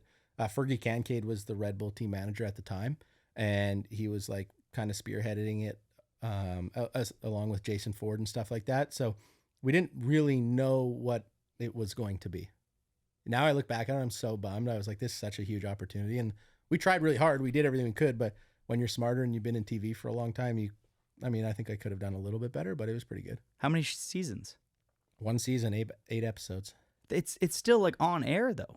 I feel like What channels are you watching? Dude, I swear to God, my dad is like, he texts, well, I feel like it was the other day, but COVID happened and 5 years flew by. He would always be like, have you seen this episode of the McMorris and McMorris? And I'm like, no, it was only 1 season. To my eyes, it's like 3 seasons long. Because Pettit got enrolled in there too and did a couple. Yeah, he was in for a couple episodes. Yeah, he was really integral in the. We took a bouncy castle up to the Brome cottage and had a huge party up there. That was really, really funny and wild. But yeah, he was involved in it. That was kind of when Pettit was just like, he was the king. I mean, he still is the king. I'm not saying that he's not, but he was like heavy in the Red Bull scene and stuff like that. So. Well, he was the GOAT. Yeah. He was like, I mean, still is for sure. But I mean, it's funny thinking back to that time because it was a long time ago. It's not that long ago. It's more of lots has happened since then. Do you think that young kids should get involved in TV shows? Do you feel like it was, looking back, are you like, that is too much and it's not healthy for kids? That kind of like, or is it like totally up to the individual? I just think that like when you're a young kid and you get brought into like stardom and that money and everything like that, like, I don't know, you were in it. Did that for free. That was also for free. Didn't make a penny. You didn't make any money. No. I mean, obviously repercussions throughout your career. It helps being like, you got to be like famous and then things come to you, or like not famous, but like people know your name and then things come to you for sure. That helps a lot. But yeah, we didn't make any money off of it or anything. It wasn't like a per episode, you get a fee or whatever. You got to travel the world for free. You got to learn. It was probably the best education in TV you could ever get. And then made like the best friends ever. There are so many people on that crew that, shaped us. We were young and impressionable and learning, and you learn how to party and have fun, and you also learn how to work really hard. Learned how to party at a young age. Well, just like straight up. Well, actually, I mean, on camera, hey, have fun, have the best time ever. Tell this story. Like the story, this part of the episode is you're partying and you're having fun here, and then you're waking up the next day early and trying to work. And obviously I didn't wake up every single time, and neither did Mark or anybody, but we tried, and we learned a lot from it. So it was the best education you possibly could have. What would you have done differently if you could go back and like, change the course of that show? Do you feel like, oh, like we didn't put the energy into it, or like? No, hindsight's 20/20, and you could go back. You're always just like, I wish I was kinder maybe to the crew a little bit. Not saying that I was mean, but when you're young, you're kind of focused on your thing. Yeah. And I think I could have been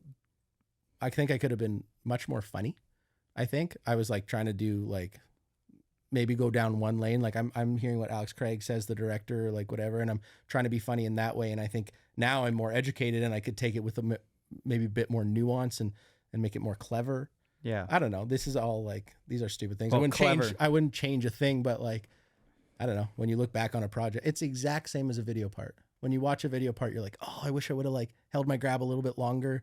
And then somebody else is like, oh, that looks perfect to me. That's totally fine. But for you personally, there's things that you'd like, I wish I would have like had a haircut in this shot, or like had a haircut. You're like, I don't like the way I look. I mean, being a young kid, that would actually play a big role. Like if an episode came out and you just thought you looked stupid, or you didn't like your appearance, or you thought you looked chubby, or you didn't like your haircut, or you had zits that day. It's like that shit plays a big role on like a kid.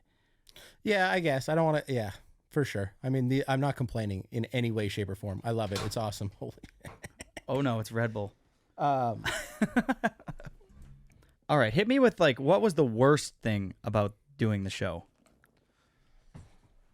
I mean, I don't think there's anything. There's literally nothing bad about it. Everything you learn at the time, you'd be like, "Oh, this sucks," and now that I'm older, I'm like, "Oh, that was such a good learning experience. I learned so much from that. I'm taking away, some amazing things from this." So I don't think there's anything I would change. But I mean, back to that point I made, like you when you're younger, you're like, oh, I wish I would have changed this, or this is a little cringe now. Like I can't watch an episode now. It's the most cringe thing in the world to me. But it's really, really funny still. It's wild to me at that age. I think I have this the timeline correct here, but before this show, maybe Mark had some stardom, but like you said, he wasn't like the super pro that he is today. And you weren't pro at that point, or at least a super pro. So it's not like you guys are traveling the world yet and staying in crazy hotels. Like the experience of like, we're going to go and travel here and everything's paid for. And Sean Pettit's linking up with you guys. And then you fly. Yeah, you weren't making any money, but the experiences that you would have gotten to endure during the filming of a TV show at that young must have been like, this is insane. Like, we're getting to do, and then you would kind of, I'm imagining at the end of the year, maybe not come accustomed to that lifestyle, but want that lifestyle for yourself a bit more than you did previous, because you got a taste of the good life. I'm gonna put an asterisk beside the good life. Yet, like, you're having the most fun ever, but after an episode is done filming, you're like, I never want to do that again. You're like dead, partly because have your best friends ever. You're all in Mexico. You're all doing the most fun things you possibly can do. It's so much fun, but it's kind of like the ebb and flow. You're like, okay, pendulum swing. Yeah, I've had the most amount of fun. Now I just want to chill and go snowboarding and be mellow for a little bit, And then you go on the next episode is in Spain and you go crazy and you have so much fun. And then it's like an ebb and flow. For me personally, I can't speak for everybody else, but like, I never was like, oh, I need this. I want this, I'm addicted to this. Is that pendulum swing, is like you're having the best time ever with your friends being in Spain or in Mexico? Were the lows like real? Would you come home and it'd be quiet, and did you enjoy that time, or are you like, I need to get back on the road because I don't like chilling now? No, I think this is one of the biggest misconceptions with filming a TV show or filming anything is you're like, that's the most fun ever. It's like, yeah, we're making it look like the most. It's still work. You're still you're still walking into a room 3 times to make sure we got the exterior, and then to make sure the cameras are inside, and then you walk inside and we're making sure that this guest is mic'd up now, and you're standing around for 20 minutes on your phone. And then what you see on the screen is like, oh, that looks like the most fun, chill thing ever. It's like, yeah, we're there for 6 hours to film like a minute of the episode, It's not... TV, it feels like reality TV to me, though, to the viewer. For sure. I mean, it's the exact same thing as a snowboard video. You watch a snowboard video, you see the highlights, you see the best parts, the most fun part of the day is that run from top to bottom that you land, and you don't see getting stuck at 6 a.m. because your sled is overheating and all that kind of stuff, Okay, just to move from chapter to chapter here, but the next chapter I want to touch on, I feel like is a little bit of a leap from this, and I'm not trying to linger on Mark too much, but it's pretty hard to not touch on him. When did you kind of realize that Mark had this gift and was one of the greatest snowboarders to strap in? And this is kind of a 2-part question. What would you attribute to that success? Like knowing the way he thinks. I think attribute the success to stubbornness. Like not willing to change anything just to do the best, and like kind of like a horse with blinders on. Like, I will ignore everything else to go after this. And then I think when I noticed it the most was, I guess we were kind of showmen a little bit. Like, let's say there's the skate park and there's a session and Mark would trying to be like doing the gnarliest thing and people would stop skating and like try to get a clip. I think you have friends like that where it's like that person is just like, when they start going for something, everybody's like, whoa, this is gnarly. And they start watching as opposed to everybody just skating around. And you would feed off that. Yeah, exactly. So I think those two kind of things, like watching that and just the ability to like try new tricks and get them and make sense. I'll throw it back to like Adam Burwell is a name, who's now Mark's manager and is an incredible film maker, producer, manager. He does it all. He was like on the Saskatchewan wakeboard team, and he was like part of that and kind of brought us into that community. So being with older people, like the entire team was all like 16, 17, 18, and we were a little, 11, 12, 13-year-olds. So like being around those people and like trying to show up at that time and then showing up at that time, I think Mark did a really good job of that. And was like, hey, go out here and try this trick. And he'd be like, okay. And then like get it pretty quick. So I think those two kind of things for sure. Is Mark freakishly talented, or does he just put the reps in? Both. Freakishly talented and a very hard worker when it comes to, learning tricks. I think there was that like true addiction to something at a young age where, I mean, you look at parents trying to get their kids into sports and they're like, you should like this. You should like this. I'm going to take you to the practice field, or I'm going to take you to the skate park, or I'm going to take you to the hill. But if your kid's not crying and screaming at your mom the second they come to pick him up, your kid doesn't want it that bad. Like your kid should have to beg your parents to go there. Like the fact, like my mom and dad never once were like, hey, you guys have to go to the hill. It was like, the second we woke up, like, hey, we're in the backyard, probably snowboarding, to take off your gear, to get in the van, to go to the hill. And then you guys have to leave the hill, and it's absolute temper tantrum. Like absolute meltdown, screaming, crying, dragging off the hill. One more try, two more tries, film this, watch this. Like that's the level of like... That's the obsession you need. Pure desperation. Like if you take me away from here, I'm never going to be a pro snowboarder and I hate you forever. I love just to linger on the backyard setup. I'll never forget, I set up a rail. I like found my dad's ladder and I tilted it on the side and I did a gap to lip slide. I set up this thing and I got it all iced and I looked at the angles, and there was definitely not made by Ben Baluck by any means, but I do this gap lip slide. It's aluminum, soft metal, and I just get bodied into the ground. And I just remember laying out in my driveway, like, I wish that there was a drone angle of it. Just like this kid who's just absolutely bodied all alone in the country. Like, like I'm just imagining you and Mark being in the backyard, and like every once in a while you get absolutely beamed and you're bodied in your backyard. Just lying like, there by yourself, minus 45. The snow sounds like styrofoam, and you're just, it's like the shot of Peter Griffin in Family Guy when he bangs his shin. You just sit there like deep breathing for a while. That happened about 1 million times. Yeah. Oh, that was the styrofoam. If you don't know the sound of styrofoam when it's minus 45, like you don't, oh my God, that sound is all too familiar. And Mission Ridge for you, Spring Hill for me, like when you get on your toe edge and it just like, it hurts it's so loud and piercing. Yeah. It's the classic prairie. It's a dry cold. It's a very dry cold. There's no moisture in the snow, so it's going to sound like you're riding on styrofoam. All right, we're going to jump in an elevator and go to roughly chapter 17 right now. I have no idea. But the role of Torstein and Andreas, I know both those figures were massive for you and Mark to some degree. What kind of role did they play in this unfolding of the McMorris' career? I mean, everything to me. Torstein and Andreas were so accommodating.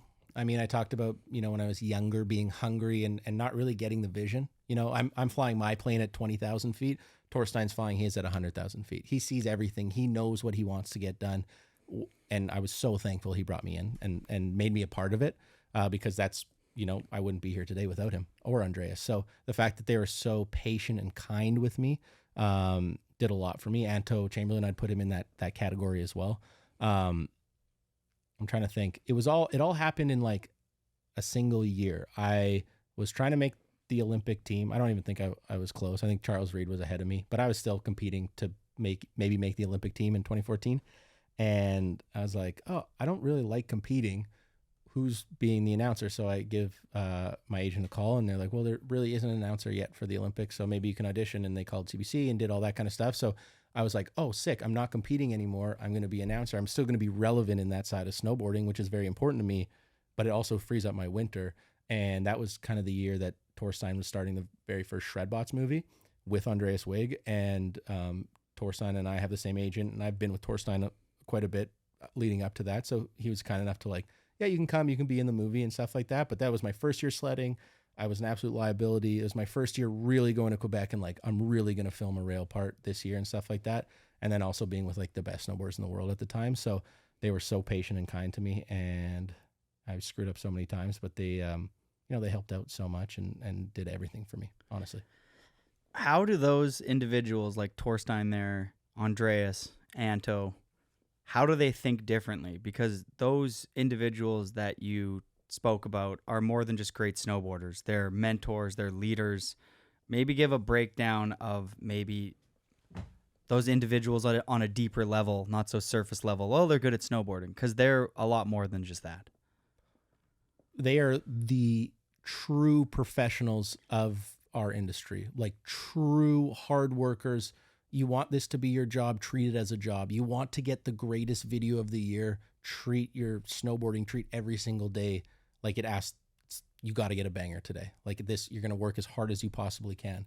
Never quit, never stop. You're going to fly across the world to get a single shot. You're going to shovel for 2 days to get a single shot.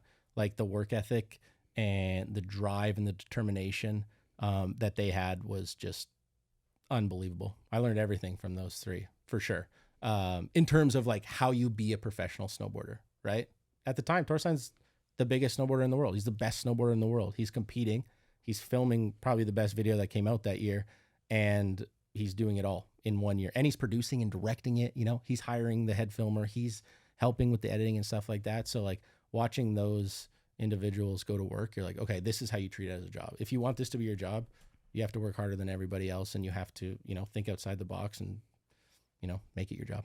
Let's linger on that a little bit longer. So those three, just because they played such a big role. And there's more people. I'm not saying everybody. Yeah, totally. But those three, to me, great picks. Maybe a clip from each one of those that you were there to see live and the unfolding of one of those clips, because anybody who's ever filmed a clip before realizes how much energy, effort kind of goes into it. And I feel like all three of those are at the forefront of putting the most amount of energy into getting a good clip. And if you were there to witness that, maybe you could kind of touch on a clip from each of them. I mean, picking one clip from each of them, that's not the favorite, but just one that stands out in your brain. Like open the folder, grab one, and see what you pick out of there.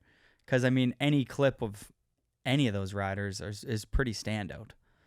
I think the clip that really put me in my place for Torstein and Andreas is filming for X Games Real Snow at the time. Torstein's filming for obviously the Shredbots project at the time. It's in Rainbow. It's this massive jump. And I think I was being a little bit emotional, or maybe just being like a little whack of like, I want to hit this jump too. But they're filming for the two biggest projects. And I'm in Shredbots, but like it's Torstein and Andreas. And like, a backcountry jump when you're trying to they're both going to try and do triple corks. Some of the first triple corks in the backcountry ever, like you need a lot of landing. You need to want to try it a bunch of times. And they're like, no, you can't hit this jump. And I felt the type of way about it. And literally a week later, I was like, I'm such a bitch. I should not have even said anything, or not. Like, I didn't even say anything. It was more just like, I want to hit this. I want to be part of this. But it's like, yo, you got to stand down right now, And at the time, you don't know that. You're just like young and trying to make your mark and trying to be a part of it. So it's this jump in Rainbow. Andreas goes back 10 double first try, back triple first try. And I was like, okay. Craig, you can hop in. No. I think Torstein goes front double 10 first try, and then front triple first try. And then I was like, okay, that was the craziest thing I've ever seen. That was unbelievable. But it was just like such a sick learning experience for me. Like, you just got to watch the best in the world do it and learn from it, and then hopefully your career you can do something similar. And then on Anto Chamberlain, there are so many wild ones. I'm thinking of a board slide on a closeout rail.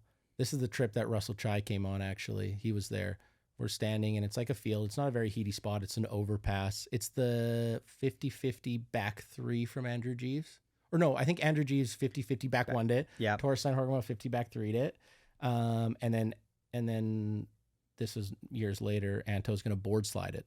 Massive, like 3 stories high, down flat, long down flat, like the classic, like if you fall to the inside, like your legs are, femur, hip, yeah, or like yeah. it's not going to be okay. Yeah, it's a bad day to be a femur. And he just works his way up to it, and we're pulling the bungee. It's the gnarliest, scariest thing, and he just gets it. And I'm like, that's how you do it. Like he didn't rush it. He didn't just like commit to a board slide first try. He did board slide, pop to the outside, board slide, pop to the outside, figured it out. Did one that I was like, that's pretty good. And he's like, no, you got to be right in between the bindings for this to work. And I'm like, okay, this is what a professional does. But I could still go off on that too. Like Anto Chamberlain, like watching him work, he was so impressive, like so dialed, had every single tool for everything, you know, like talk about the tool belt that Anto changed. Let's it's funny let's because get a note on that. some people feel a type of way about this, where if obviously you've turned this off or you're sleeping now, that's the only reason it's still on, because I've rambled for about 2.5 hours. But if you are awake or this is going into your dreams, we're going to get into some really nerdy snowboard stuff right now.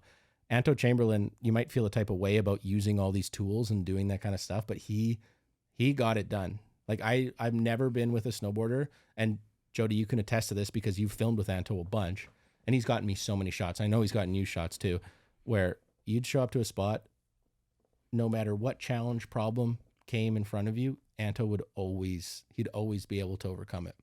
He almost like, I swear he almost liked having a challenging spot because he could make it work. He's the only person on earth.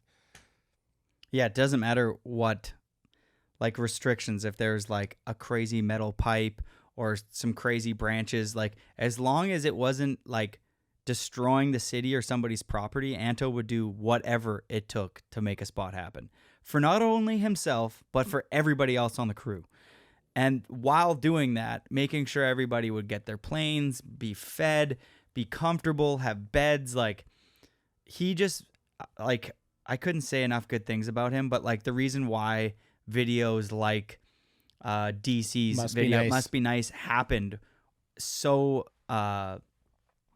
fluidly were because of people like Anto who were so pro. And then you would see like Bittner come on those trips at the time, and just working with Bittner in the streets. I remember specifically learning so much from just like their process. You know what I mean? It's like going out with like Renzi or going out with Andreas, like you mentioned. It's like I was just being a sponge, but there would be cases where I'd be like, I want to hit this spot too. And then like, you know, Colin Adair, who's shooting the photo, would be like, we need a Torstein ad, and you're lucky to be here. like Torstein's hitting this rail. Okay.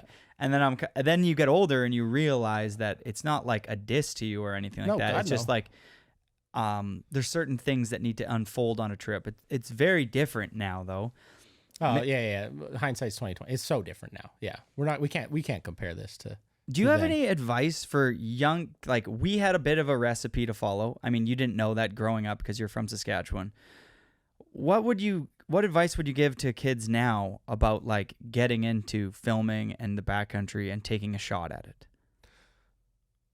Well, prioritize what you want. It's so funny. I think so many people are like, I want to be a pro snowboarder. And it's like, do you know what it all entails? Totally. Like, do you want to only film rails? Do you only want to film for 6 months of the year? Do you only want to be on Instagram? Do you only want to be on TikTok? Do you only want to be backcountry snowboarder that only hits natty features? Like there's a million different ways you can take it. The other advice too, it's so funny. I always hear this question that everybody gets asked. Like, I don't know if I was coming up now. I have no idea, but I like the honesty. I like the advice with the honesty. Back to the advice. Well, but nobody knows. Nobody knows. The landscape that we're going to look at in 5 years from now of like what a snowboarder does is going to be completely different. I don't think you can guess, but the only steadfast advice that I could give anybody is like, if you want it to be your job, you got to treat it like your job. Does that make sense? No, that's perfect. Like, and not trying to be like a hard ass or like, you got to work harder or do all that kind of stuff. It's like, you got to prioritize it. And just like any job, if you want to be good at it and successful, you got to spend time doing it, and you got to make connections, and you got to work on the things that you're not good at. I think that's the thing that I realized as I gotten a little bit older is like every day in the park, what do I suck at? I sucked at switchback lips. So, okay, what am I going to do today? We're going to do switchback lips. But also a switchback lip is such a timeless trick that every snowboarder from every era is like, if you throw in a switchback lip into your part and you do it proper, nobody's talking. Like, that is a standout clip that everybody has respect for. It's universal. For sure. For sure. More of just like the things that you're not good at. And if you're not good at social media, work on social media. What if you don't like social media? That's in this landscape. That's the hardest. That's why it's a job. There's things in a job that you have to do that you don't like. Like, I don't know. Like, it's always funny when people complain about stuff. And I'm not saying anybody in particular. I complain about stuff all the time. It's actually probably one of my pro model moves. I'm really good at it. Is like, there's parts of a job that you hate and you got to get better at it. That's like life, you know, that's literally how you get better as a person, is like, I don't like social media. Okay. I understand that sucks. If you don't want to, like, if you want to get bigger in pro snowboarding, that's where a lot of the brands advertise. Why don't you work on it? Why don't you figure out a way to be good at it that you're comfortable with, and maybe your brands like it as well. Also, unsolicited advice, don't listen to anything I say. What was a low point in your career that Craig had to overcome? I got an offer. I was on O'Neill. I was getting free product from O'Neill, and I get this contract from O'Neill, and it's the worst contract you've ever seen in your life. I don't know. I don't know exactly what it was, but it's like, I'm a young snowboarder. I'm coming up. They're giving me some stuff, and it's like, sign this 6-year contract. The only way you can make money is if you win the X Games or like an event of that caliber, and you can't get any money from anybody else. Blah blah blah blah blah. It was just like awful. But I was like, at the time, I'm like, oh, this is like, it's a contract. I've never had a contract for snowboarding. This is awesome. And then I kind of like read it. I'm like, ooh, that looks terrible, actually. And then I sent it to Jason Isaacs, Ninja, my agent. And he wasn't my agent at the time. He was Mark's agent and some other snowboarders' agents. And he was like, that's a terrible contract. Don't sign that. And I was like, okay. So then I kind of had the call with O'Neill TM at the time. And I'm like, I'm not going to sign that. Sucks. And he's like, okay. And then, so that was like kind of a low point where you're like, oh, what am I going to do? And then Mark, my brother, was kind enough because he was on Oakley. He's like, oh, you should text this guy, Jake Trache.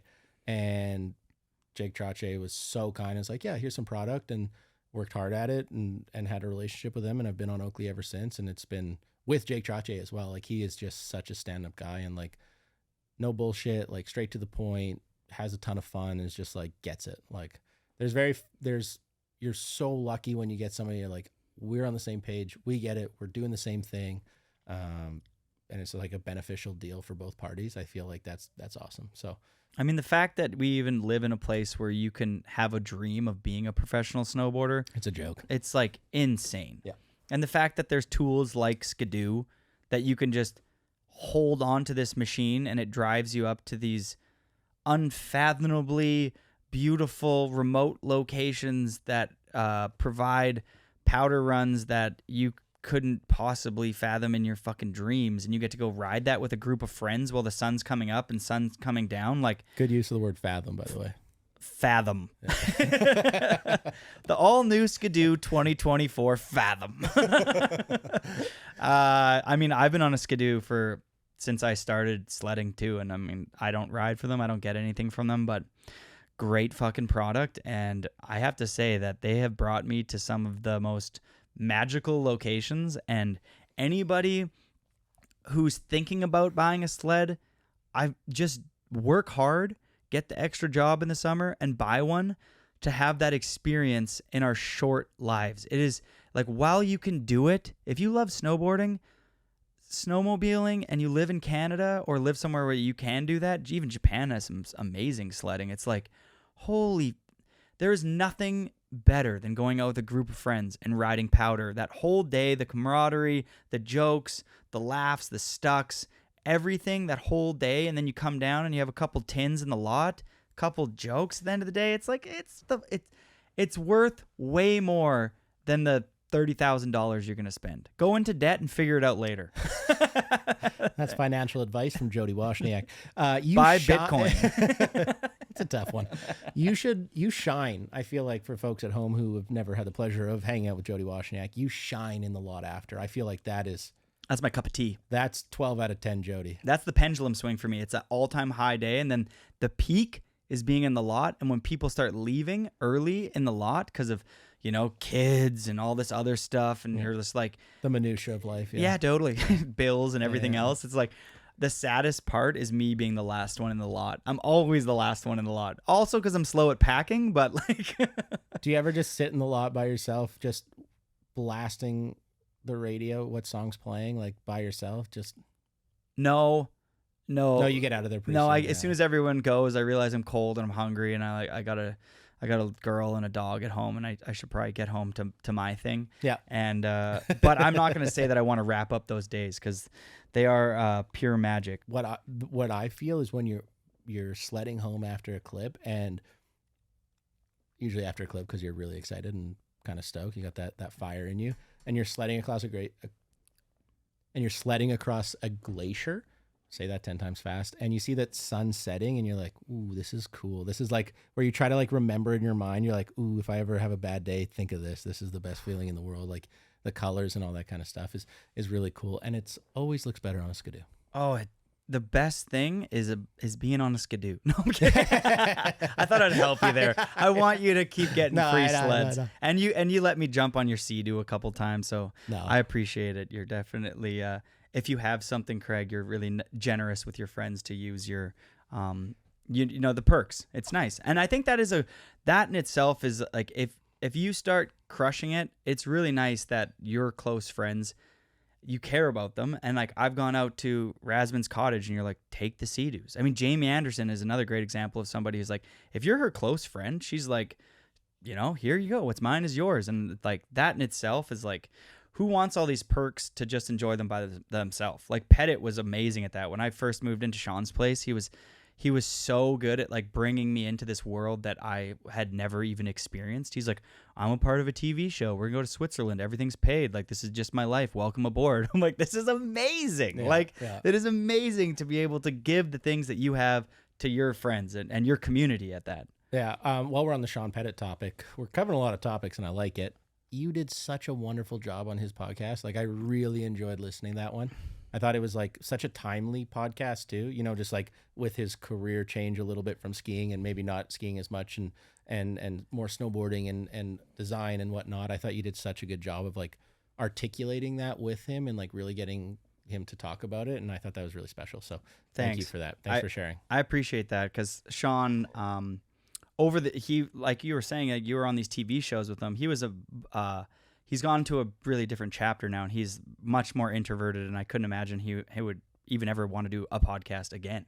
So I was super excited to have him on the show, because I think he was just like, I'm down to share this with you because we're like best homies, but like I don't really want to do this stuff anymore. He's like, his private life is his private life, and now he's more into design and all sorts of cool things. I mean, that guy's head moves 1,000,000 miles a minute, so like hanging out with him is just like I enjoy every hour, every minute I get to spend with him, because I just feel like sometimes I'm stagnant, and like I convince myself that my ideas aren't great.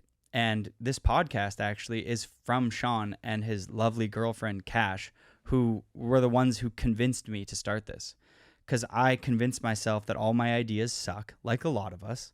You come up with an idea, and then you're like, it's not that good of an idea. But if everybody thought like that, then you wouldn't have anything. And so they were the ones that convinced me, like, Jody, you love to talk. You like snowboarding.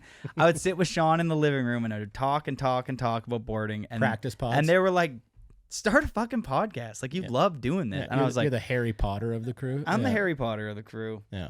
No, I totally agree. I think it's sometimes you need a little push off the cliff, and I feel like Sean gave you that push. And gave me the push. It's sick to see what you've built. Did you need a push to jump into broadcasting, or like, did you always know that you were going to jump into that lane? Because like, this is an insane chapter. It's like, yes, you are a professional snowboarder who films the highest level backcountry and street, as well as you announce, and not just like a couple close intimate things. Like you are announcing, you know, X Games and the Olympics. How did that kind of fall into your lap? I mean, I don't think it fell into my lap. It was more of like, I think it fell into your lap. That's why I said that. You don't deserve it. No. It was that year when it was the Sochi Olympics or whatever, and I was kind of like competing. I was on the national team, and I think it was like Charles Reed was ahead of me, as I said, but I was like still trying to like maybe there was like a mathematical chance I could maybe make the Olympics or whatever. I was like, well, I don't really like, kind of like that girl from Hungary who rode through the half pipe in the ski side. No, it was more of like I can make it. I don't know if I can make it, but this is my path and this is what I'm doing, and I'm on the national team and I'm competing and stuff like that. And it was very like, I was really happy I made this decision. I was like, oh, who's calling it? Like, maybe I can still be relevant in contest snowboarding, and I can make my name in backcountry and street riding and like being in videos and whatnot, but still have like my foot in the door, because as we all know, snowboarding is an extremely small industry. It's very niche. So just like abandoning one side of snowboarding seems pretty aggressive. So I was like, okay, let's do that, and did some auditions, and kind of had this like, you know, side career that has been pretty fun, and doing that kind of stuff. So What's more stressful?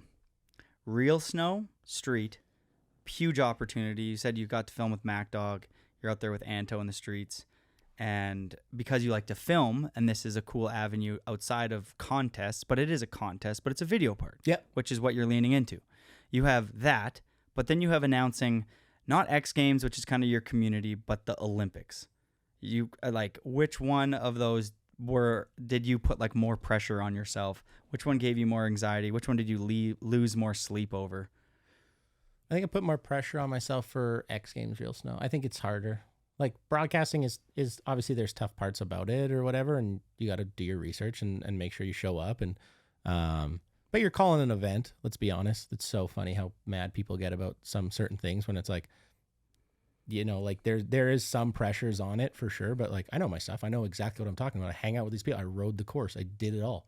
Like, I know it better than anybody. You know, like, I get it. There's a couple old half-pipe people that are like, you can't call it that grab if you spin with this. That's what we called in 1992 if you were in Tahoe. And you're like, I wasn't around in 1992. I wasn't in Tahoe.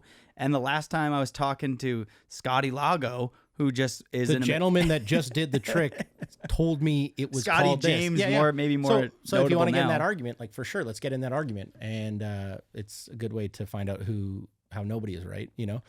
So I don't put that much pressure on it. And you can't put pressure on it, because broadcasting when you're nervous or scared of making a mistake never sounds as fun or genuine. Like, I think me and Brandon Graham and Rob Snook, who I do it at CBC with, and anybody else who I've called stuff with, like, the priority is, let's have fun. You know, we want to be in your living room with you and like give you jokes and give you entertainment and give you some like analysis that actually you probably hopefully didn't know, you know, and maybe bring something to the conversation that y'all are having in your living room or wherever you're watching this. So you got to have fun with it. The second you get nervous or scared, it just doesn't sound the same, in my opinion. And then I put way more pressure on the real snow, because you're trying to do something, you know, groundbreaking or really scary or gnarly or where you can get hurt. I feel like CBC must have had some limitations to what you can say, obviously, etc. But I feel like you've done such a good job of just hovering around the line of what they probably, you know, where they're like, you can't go past that.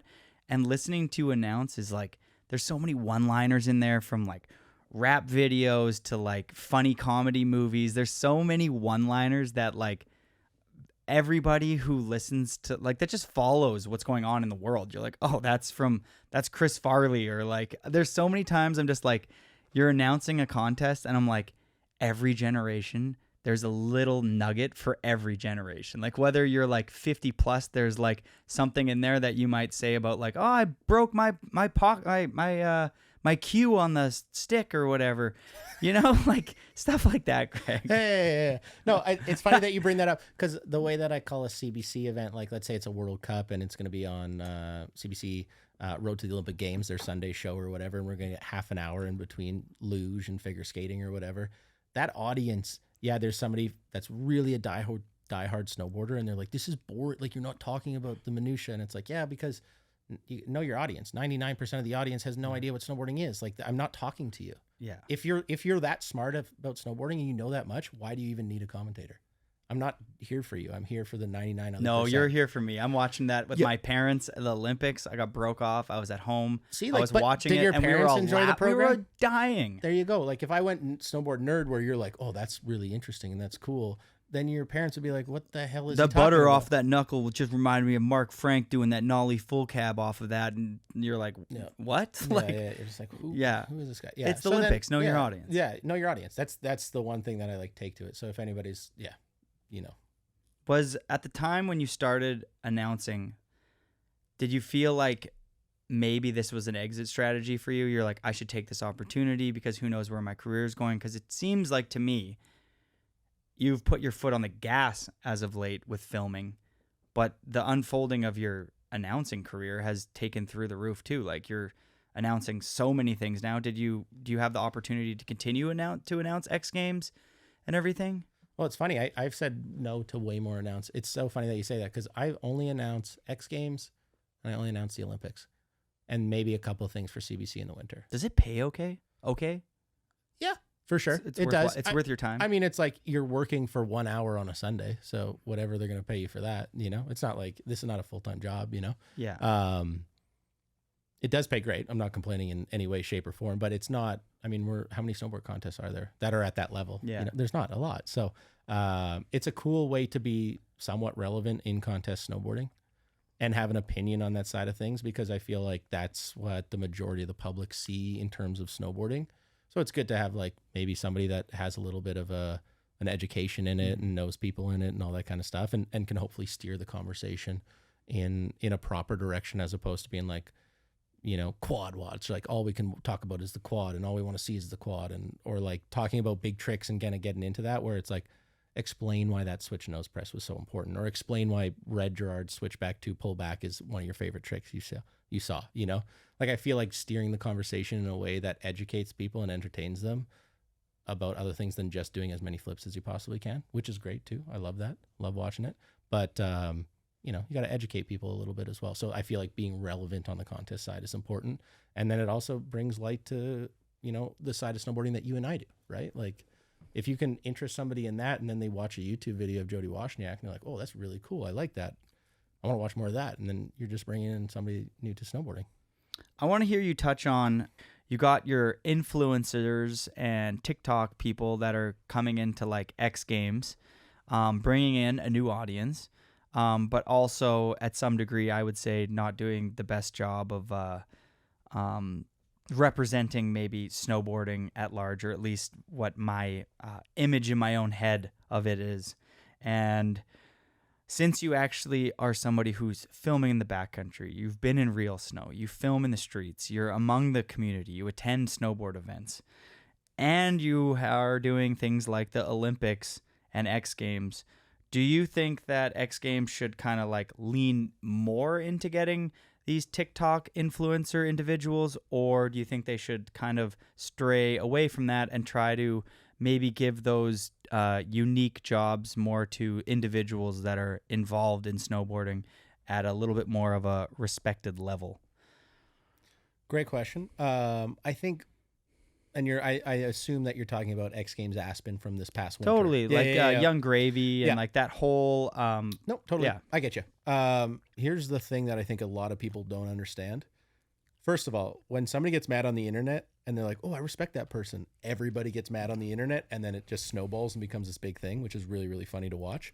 I think people know that more than ever now. Yeah, they do, which is really, really wild. I think this X Games was kind of funny because obviously there's new owners, and what people don't realize is the Young Gravies or the Snowboard Jesuses or like these TikTokers, Instagram artists, they've been at every X Games.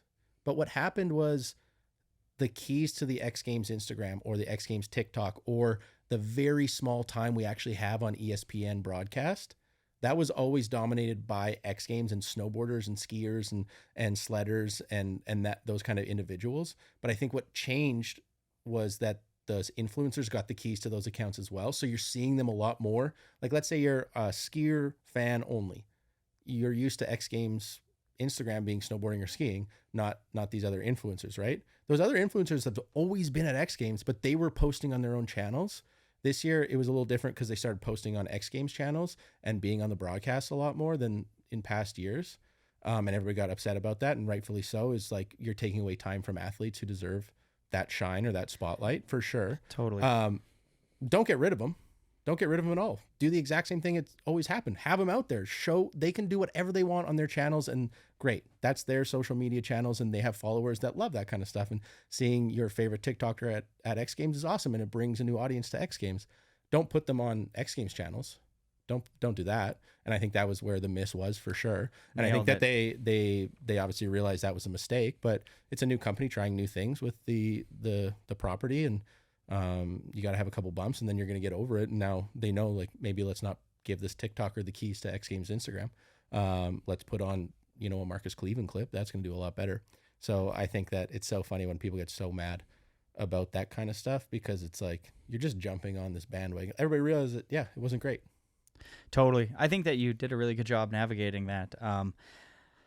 Yeah, I guess for me, we can keep this in short, but yeah, just that. How did you feel about it, Jody? Well, it irritated me just because I have an idea from knowing people who are in that lane, like your brother and stuff like that, and Red, and knowing those people individually, and just knowing the work and what they have to overcome to be at the top of their game, to be at X Games, is so insane now. It's like you have to work so hard to be at those events. Like you have to be so clocked in, like you were saying earlier, like mom dragging you off the ski hill because you want to get your first front 10 double at 9 years old, because that's how good you have to be now. Mm-hmm. And I just think that the work that those individuals put in needs to be showcased. And if there is some extra hour, talk about Mark overcoming his injuries and how he's still at the X Games and still at the top of his game after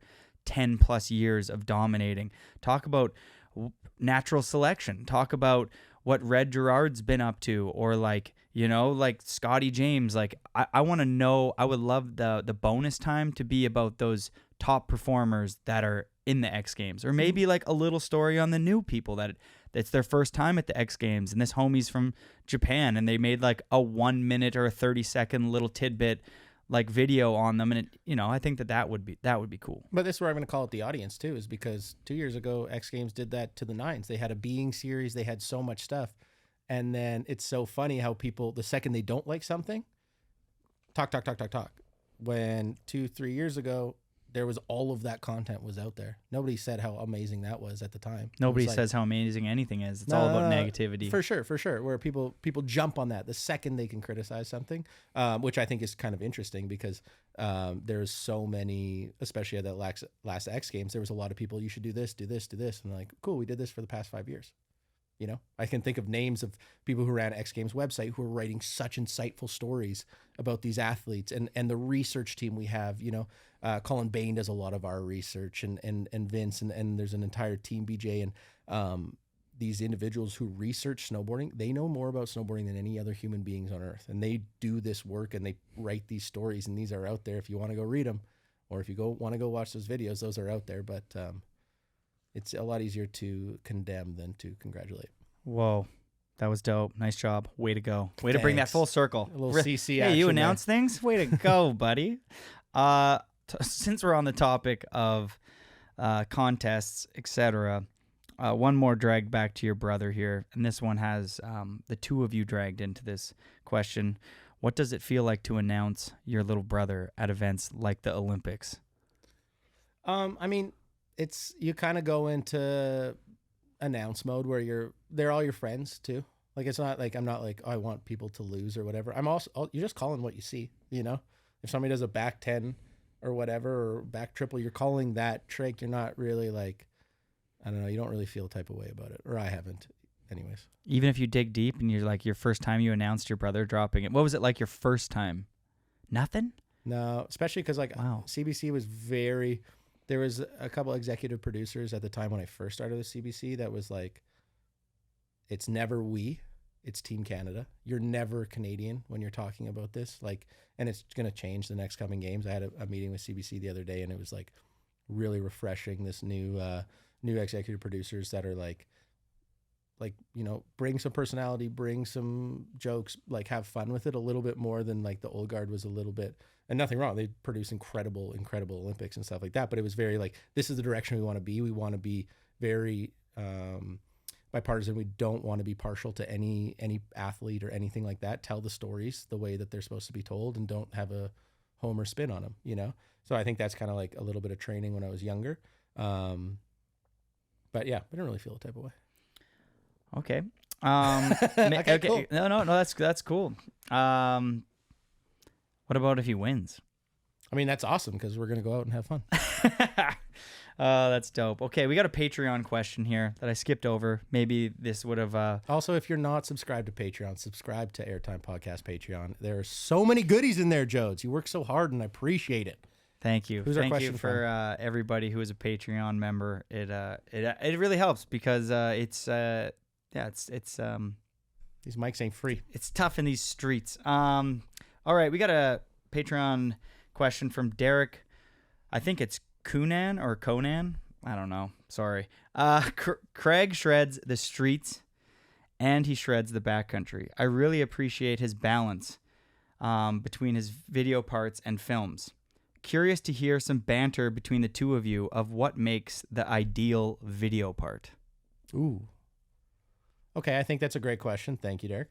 Derek Coonan. Thank you very much. I think how we get to the answer is we start with what your favorite video part is. My favorite video part? Yeah. Like an individual? Yeah, just pick one. Every Nicholas Mueller part. Ooh, okay. I think one of my favorite video parts, I mentioned Follow Me Around, Aeroetala. I thought that was incredible. Anybody that balances street riding with backcountry riding to levels that match. There's nothing that kind of frustrates me more is when somebody's trying to do both and one is way better than the other. I think, as Derek mentioned, balance is a huge part of it. A well-balanced part, I think, goes miles to me. And there's a million ways that a part is good. What are some for you, Jody? Well, I think well-rounded. I like that you said that if you're going to ride street rails and you have a terrible approach to street rails, or if you ride backcountry and have a terrible approach to the backcountry, there's no really hiding that to that community. So if you're a backcountry rider and you have a couple rail shots and you think that the rail audience in snowboarding isn't going to clue into you don't really ride rails, but you threw a couple in because you stunted, it's like the rail community or the steel community is going to see right through that and be like, this guy doesn't ride rails. He ain't about it. And he just happened to be on a trip where there was a rail there and he did an over 270, but he doesn't really get it. Totally. Where like the same for the backcountry. If you have a full rail part and then you have a step down that's 10 feet big and you do a quick cab 5 upside down and you think that like Mikey Rentz or Ika Backstrom or Heikki Sorsa or whatever, any Mark are going to be like, oh my God, like, if you want to be professional grade, it's almost like, and I struggled with this in the early days, like I would put a lot of that milk from the other genre, the backcountry, when I first got into it, into my parts. And it's almost best to like maybe put that out on Instagram or whatever like that. But if you have a really solid professional grade rail part and you don't have professional grade backcountry stuff, I wouldn't include it. But if you have a couple professional grade backcountry clips, for sure use it, or vice versa. But if you have like low tier rail or backcountry footage and you have the other one as your primary focus, I would just kind of, maybe filter out the stuff that doesn't need to be in there. And I think that in general, even if you only film rails or just film backcountry, filtering through your part to cut things that are maybe you're glued to because you put a lot of work into them or whatever is like, it's best to cut that stuff because less is more these days. We've all seen, there's so many videos coming out now. We're all bombarded with our social media channels with amazing content, whatever you like, whether that's motocross or BMX or what skateboarding, whatever you follow, you see the best content 24/7. So I would try to piece together your part with just your best stuff. Completely agree. JP Walker has a wonderful quote on this. It's your video part is only as good as your worst shot, which I think is so telling of this. Is like, if you just because you like something, just because you're really attached, and obviously we're gonna preface this, it's your video. Make whatever you want, do whatever you want. Put a million 1-footers, put a 10-foot jump in there 100 times. If it's your video part and you want that in there, great, that's awesome. I think we're talking about our opinions of what a video part, like the best possible video part or well balanced video part. You got to really focus. And that's what I've like really tried to pride myself on in my career is like 50-50 balance. The caliber of backcountry riding has to match the caliber of street riding and vice versa. And like our video this year, tennis, like I went over to Seb's house and we axed it. We were at like 17 minutes. And I was like, we got to get under 10. Get rid of, there's so much stuff that is, if it's on the edge, it shouldn't even be in there. Because everybody's attention span is so short and there are so many mediums. TikTok, Instagram, Twitter, X, like Threads, YouTube, just like put all that stuff out there. Awesome. There's an audience for it, but like that one part of your season that you really want your high caliber clips to be in, you dilute it and it becomes forgettable and it doesn't go anywhere. And it's just like, I don't know, people talk. JP said it good. That is a really good quote, because a lot of times someone's part will end and you go banter with everybody after the premiere, and a lot of people will be like, oh, I really like his part, but did you see his cab 9? You know what I mean? It's like, it's best to just be like, this is my best shit, and leave it at that. And I will say, to me specifically, this is Jody talking to Jody hour. This is Jody specifically talking to Jody. You know, small clips can still be amazing. So I'm not trying to take shots at somebody who, there are creative small clips that I love, but there's a time and a place. There's a way that they're filmed. There's a way that they're presented in the movie.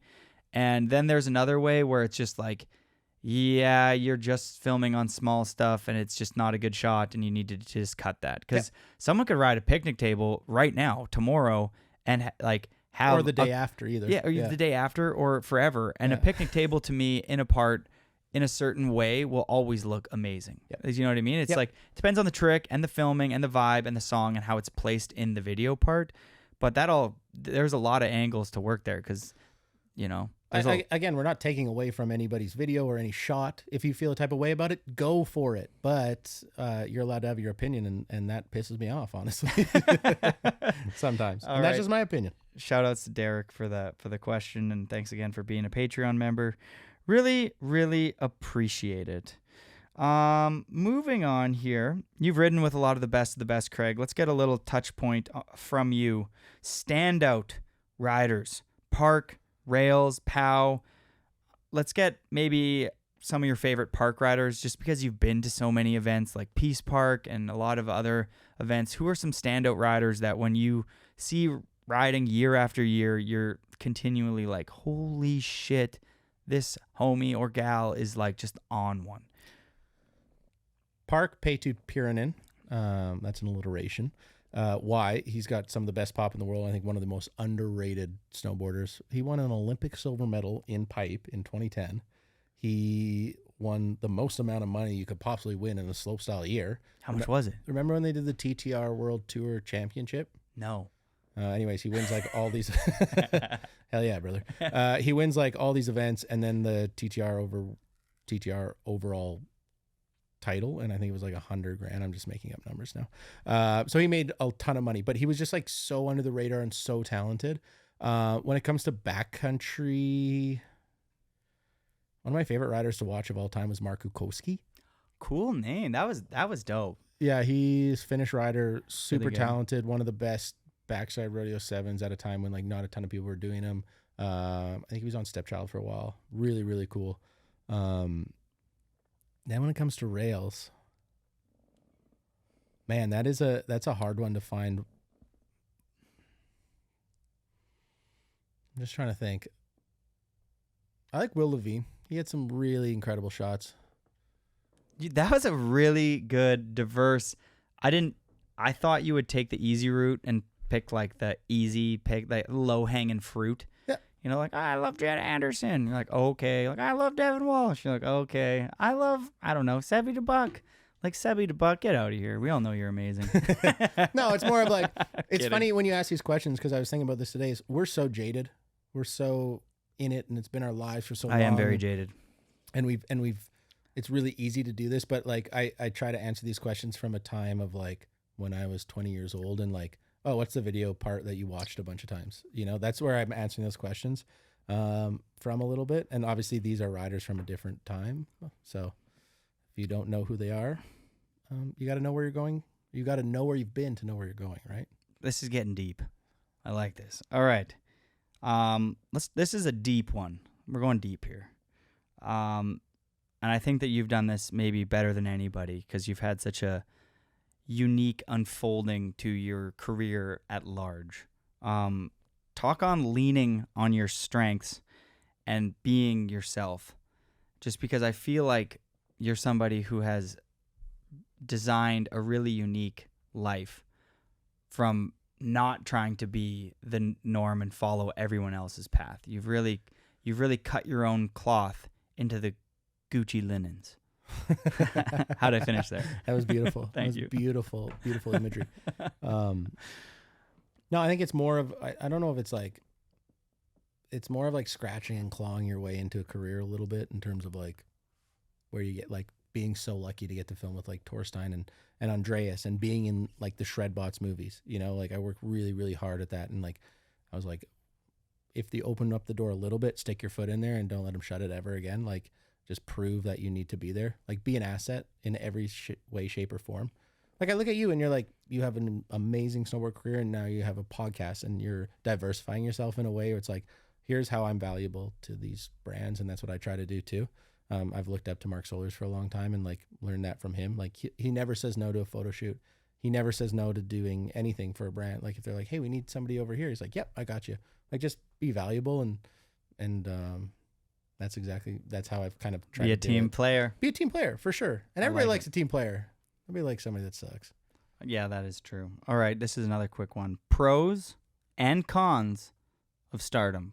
Just because you're to me, you're not just famous. You're okay. No, I'm not. Okay, you're.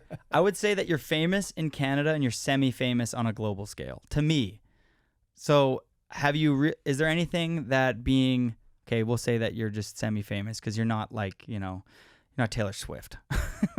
You're just below T Swift. But I'm like Craig's version. Is there anything that you've kind of dealt with where you're like this? I really like X. I like when I get to my hotel room and there's a charcuterie board waiting for me with a card, and maybe there's like a negative, like a kid coming up to you at the airport when you have a headache and you're trying to get on a plane. No, there's no negatives. There's no negatives, honestly. I don't think I'm famous, so I do. Do you have over 100K on Instagram? Yeah. Or sorry, on Facebook? No. How many followers do you have actually? Over 100K. But what I was trying Nice to say job. is there's no like, I'm not at the level of like, what terrifies me is you watch those people that like, imagine like not being able to go to a restaurant or like you're always being interrupted 24/7. Like when people come up to me, I love it. It's the best thing in the world because it's somebody who's like, yo, that was sick. And I'm like, yo, you're sick. Thank you. So it's like a fun interaction, but I've never really been at that level where it's like annoying. But I love it. I don't know. This is the way I think about it a little bit. If you ever see me and you're like, oh, that guy's interesting, or I want a photo, or I want to talk to that person, like I have never had, I've never been brave enough to go up to somebody that I really admire and be like, yo, I think you're really cool. That's like very terrifying for me. So when somebody makes that effort, I'm like, that is amazing. That's a hurdle that you overcame. So that's a very long answer to a very short question. What's one area of your life you would like to work on? Eating salad. Actually? Yeah, I hate it. But like maybe salad's not even good for you. It's just like, is egg yolk good for you or is egg white good for you? It changes year to year. Nobody fucking knows.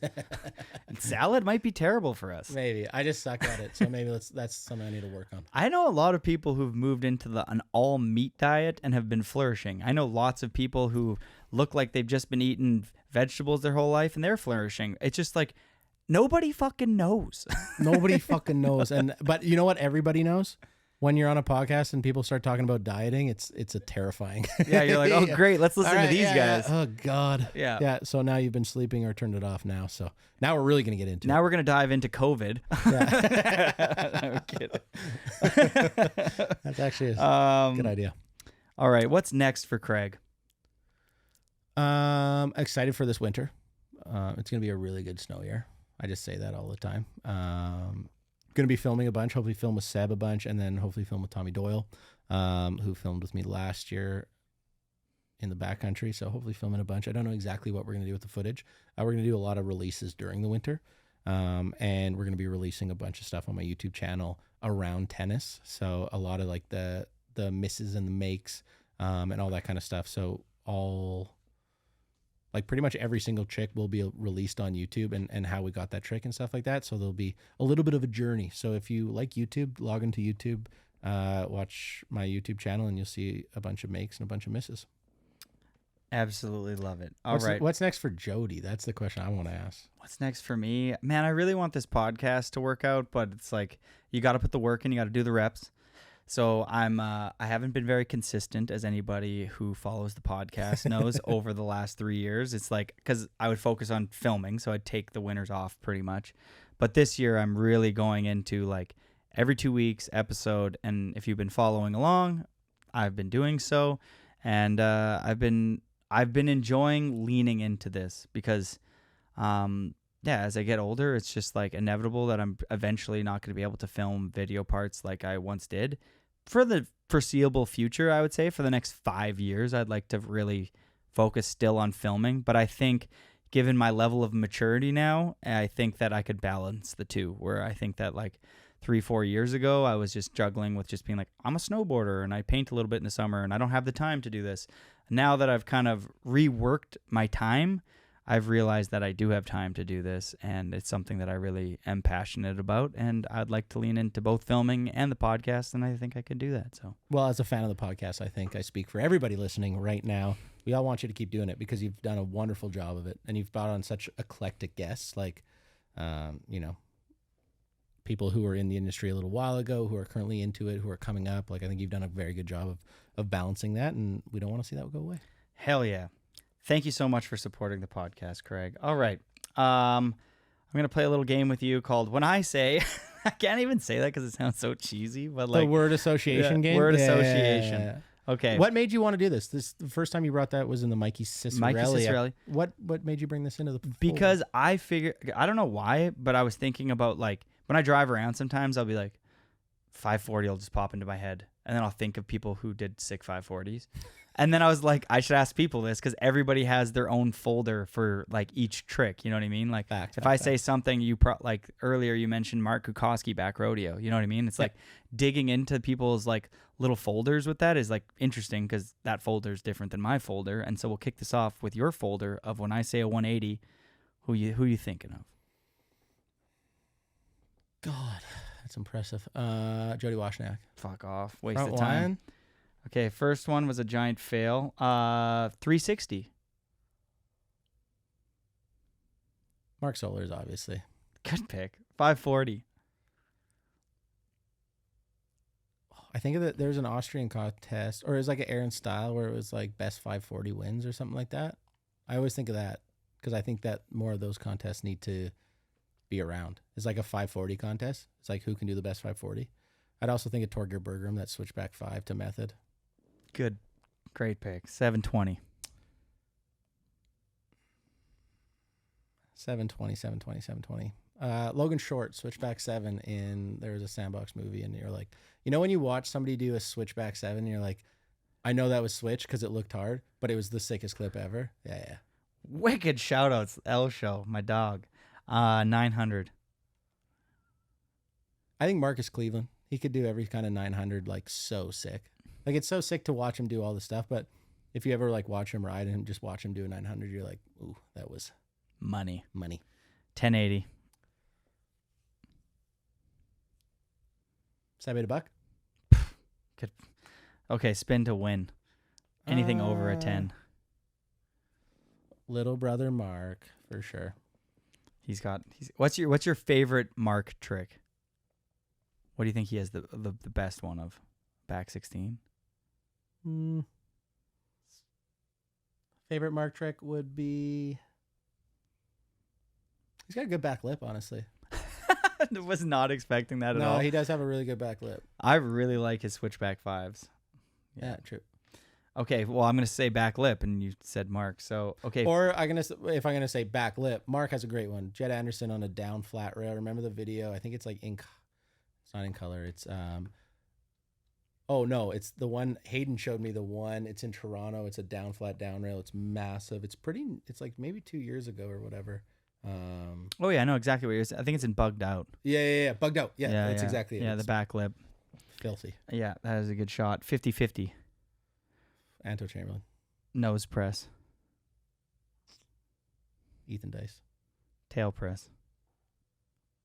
Phil Jacques. Back 270. Regular switch. Just regular back 2? Yeah, regular switch. Just back 270. Louise. Front 270. Off the heels or toes? Heels. Who's got the best off the heels front 2 pull or not pull? Either or. It's going to be a really out of the box answer. Shaun White used to do a front two in snowboard contests, and I was like, that's actually a really sick front two. I love that pick. He also did one in the White album, which Yeah. is like, it's a sick video, one of the best soundtracks of all time. Anyways, Really good soundtrack. yeah, it's on a box. I think he did a front two on like a 50-foot jump, and then they just put a box in the landing, and he front twos it, and you're like, that was the most ridiculous thing I've ever seen in my life. Like, I think that's one of the best front twos ever. Dude, he's gapping like 70-foot jumps into like a up flat box, and like that video when it came out, I remember not being a Shaun White fan, and my friend got that video, and it was one of those, I don't like him, but man, is he good. God damn, do I respect him. Yeah, totally. Yeah. No, that was unbelievable. All right, we're going to move on to 10 questions here. My favorite segment of the show. Okay, your favorite clip you've ever filmed. Wow. Big question. Big question. Big energy. I think one of my favorite clips ever, hopefully we put it into the video portion of it. And if you aren't watching the video and you're just listening, hopefully we'll share it on Instagram or something like that. Depends on how well you break it down. Son of a bitch. You got to do it in under a minute so it fits in the Instagram format. Front lip on a rail in Chicoutimi. It was off a roof, and it was like this. There was a doorway outside of the building, and then it's a down, flat down. And I came off the roof, and I front lipped this thing. It was in a Shredbots movie. Anyways, we're on a trip to Chicoutimi. We've been there a bunch of times. It's hard. You're not really having any motivation. It's really, really cold. I have to go to Toronto for a day, and then I come back, and I fly into Quebec City, rent a car, drive all the way up. And I kind of saw this thing, and it was with Frank April and Brage Reichenberg, and Tom Hannum was filming it. And it was the classic, like, okay, we're going to set this up in the pitch black at like 5 a.m. The second it gets light, you start hitting it because we're going to get kicked out at about, 6 a.m. or 6:30. You're probably going to get like 5 or 6 hits. And I was trying to ollie off the roof into the 50-50. Wasn't working. I was falling off to the side, and it was like a 2.5-story drop, so it really hurts. Finally, this dude comes out, starts taking pictures of all the license plates, starts yelling at us. I'm up there, and I just commit to a lip slide, like really put it on the inside and like ride through. And the kink was so steep that I swear to God, my like knees went above my head when I went through. And all of a sudden I'm just riding away, and my beanie's over my face, and Frank April's like freaking out because he's like, you weren't gonna. He was like, I didn't think you were gonna do it. It's like so blatantly honest to you. They're like, I didn't think you had it. I don't think you were good enough to do that, blah, blah, blah, blah, blah. And then you do it like perfectly. And the guy's like, and I'm like, okay, we're going to go get a drop in, and we bail. So that was like one of those like battle clips. Can I do 3? Is that okay? 3 clips. Switch 50 in my X Games Real Snow. I remember that clip. Cheese grater stairs. Jason Dubois got broke off on that thing. It was the funniest thing because it's this huge triple down in Sudbury. It's cheese grater stairs, as you mentioned, big drop off the other side. And I'm like, I want to switch 50 this. And it's in a place where it's like, you can hit it weekday. When we say weekday or weekend, like a weekday spot, you're able to go there Monday through Friday, like business hours, and like, you're not going to get kicked out because this is like kind of a public park land situation. And I'm hitting it. And then this lady comes up to me and she's like, oh, you guys are snowboarding. I'm like, yeah. She's like, oh, the last people who were here both got taken away in an ambulance. And I was like, oh, okay. Thank you. Just a way to just like pump up the vibes. But this is also a real snow year, and like we hadn't really got anything. And Marcus Skin is filming me. I think Seb is there. Troy S. I'm going to say that because I can't say his last name. He's from Australia. He was helping us. He's the man. And it took us like, I think it was a 2-day session actually as well. And then riding away from that Switch 50, just being like, that was one of the hardest things I've ever had to do. And then the back 50 in tennis was one of the hardest ones too. So there's been a couple that you're like, I don't know, you just like work for something and you almost don't believe you can do it. And then when you do it, you're like, I'm happy. That's why we do it. Shout out to that lip slide. That lip slide clip is insane. I remember seeing that clip and I'm like, this guy's here to play fucking ball. He's been injured. He's been icing his shoulder, and it's his first game, and he pitches a full circle bat home run. Jody's obviously a big baseball fan. A favorite contest moment. I think it was in Quebec, actually. I think I got actually one of the most fun contests I've ever done. I'm going to do 2. Is that okay? Maybe do one with you, one you saw live, because you've seen some crazy shit. I mean, yeah, there's been some wild shit. I think You've announced X Games in the list.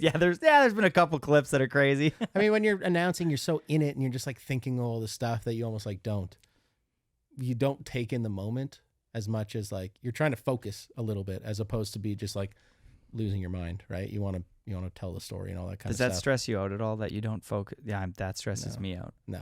I lean into that. Yeah, it's chill. Canada Winter Games in Halifax was really, really fun.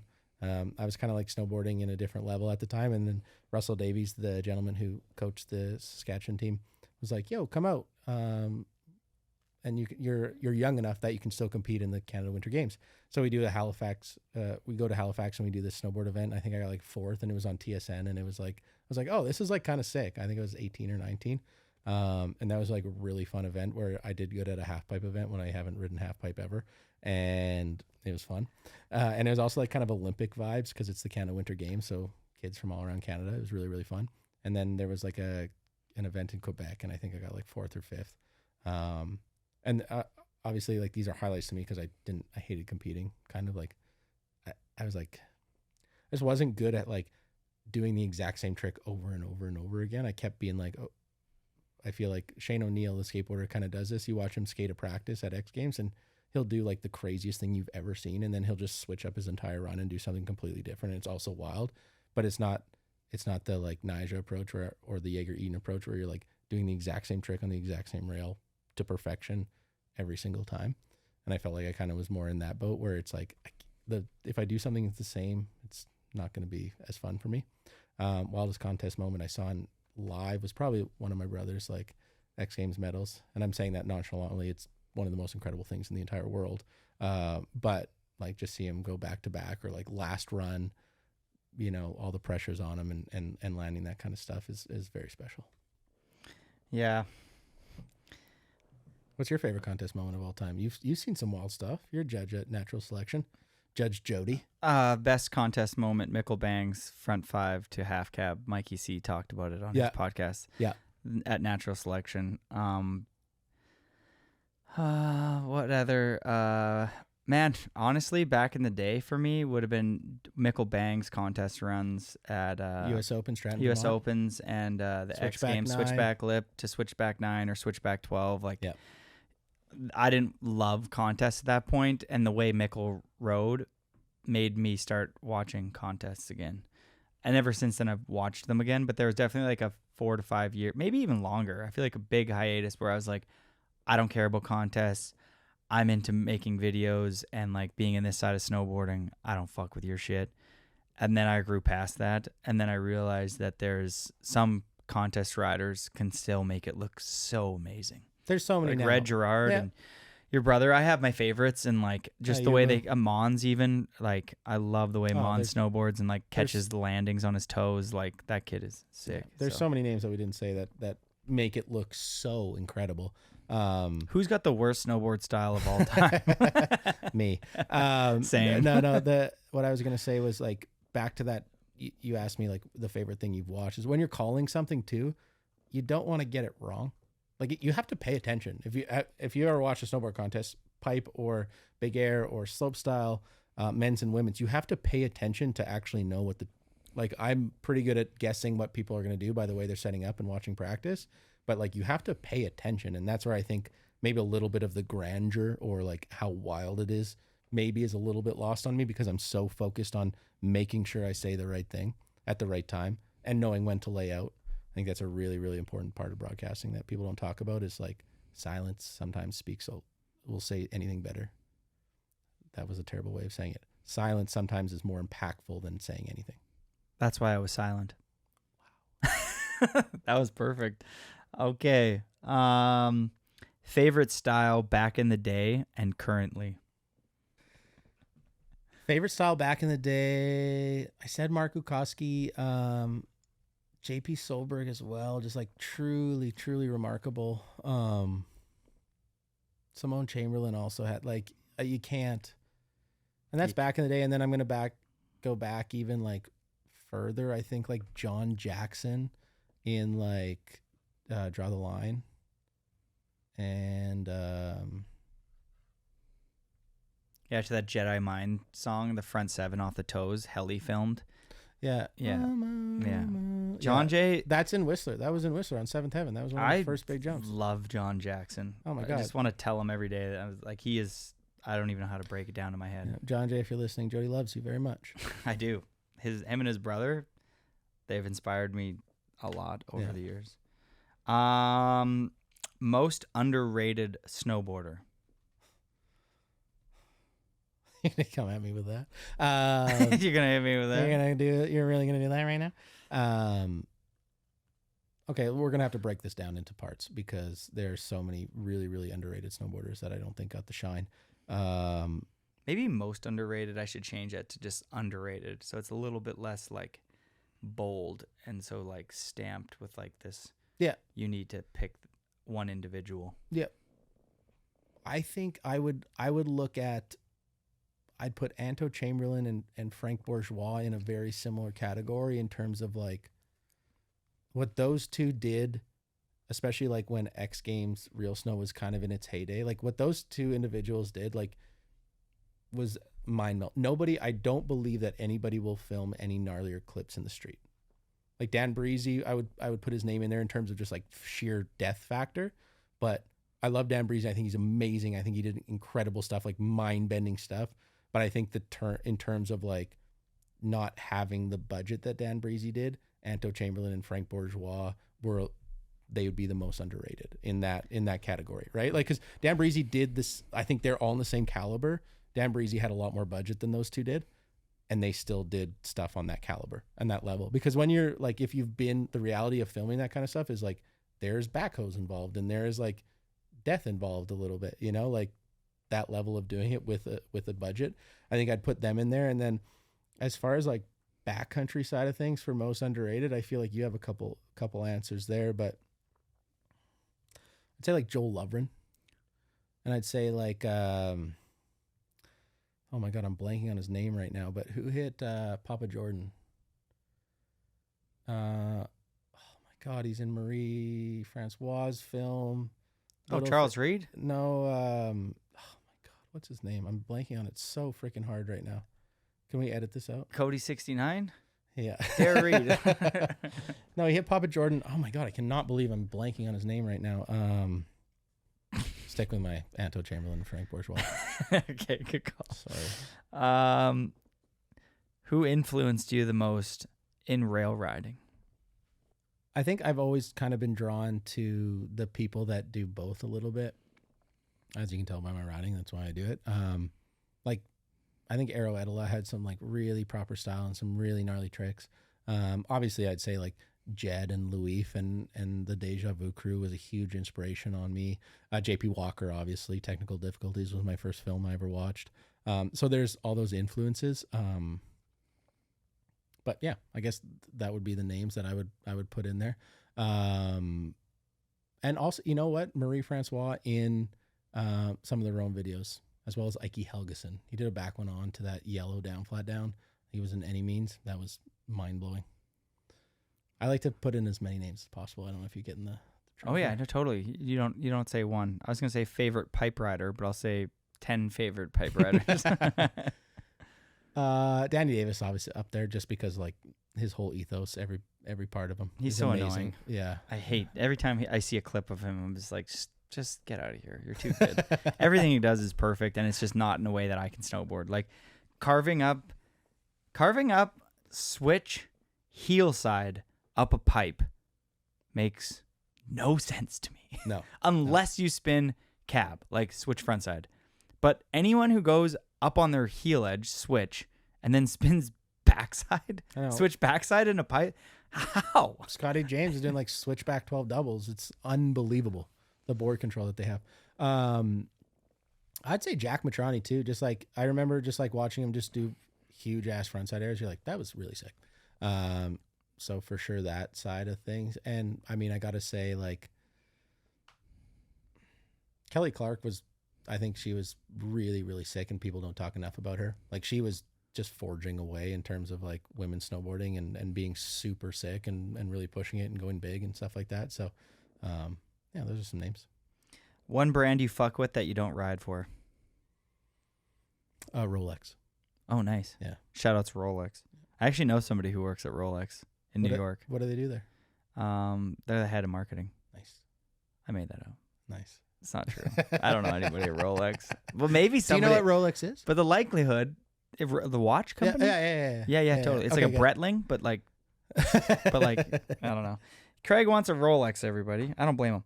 I don't actually. What's your favorite trick in POW? Back 5. Or cab 7. Uh-oh. You have any more that you'd like to add to that, Craig? No, I'm kidding. Pet peeve. Oh my God. So how much time do we have left? 3 hours. Okay, perfect. People that stand as close to the luggage disposal at an airport, like, you know, when you're like getting your luggage and Stop. It's like, This is perfect. Thank you. Continue. This is so good. I love you for this.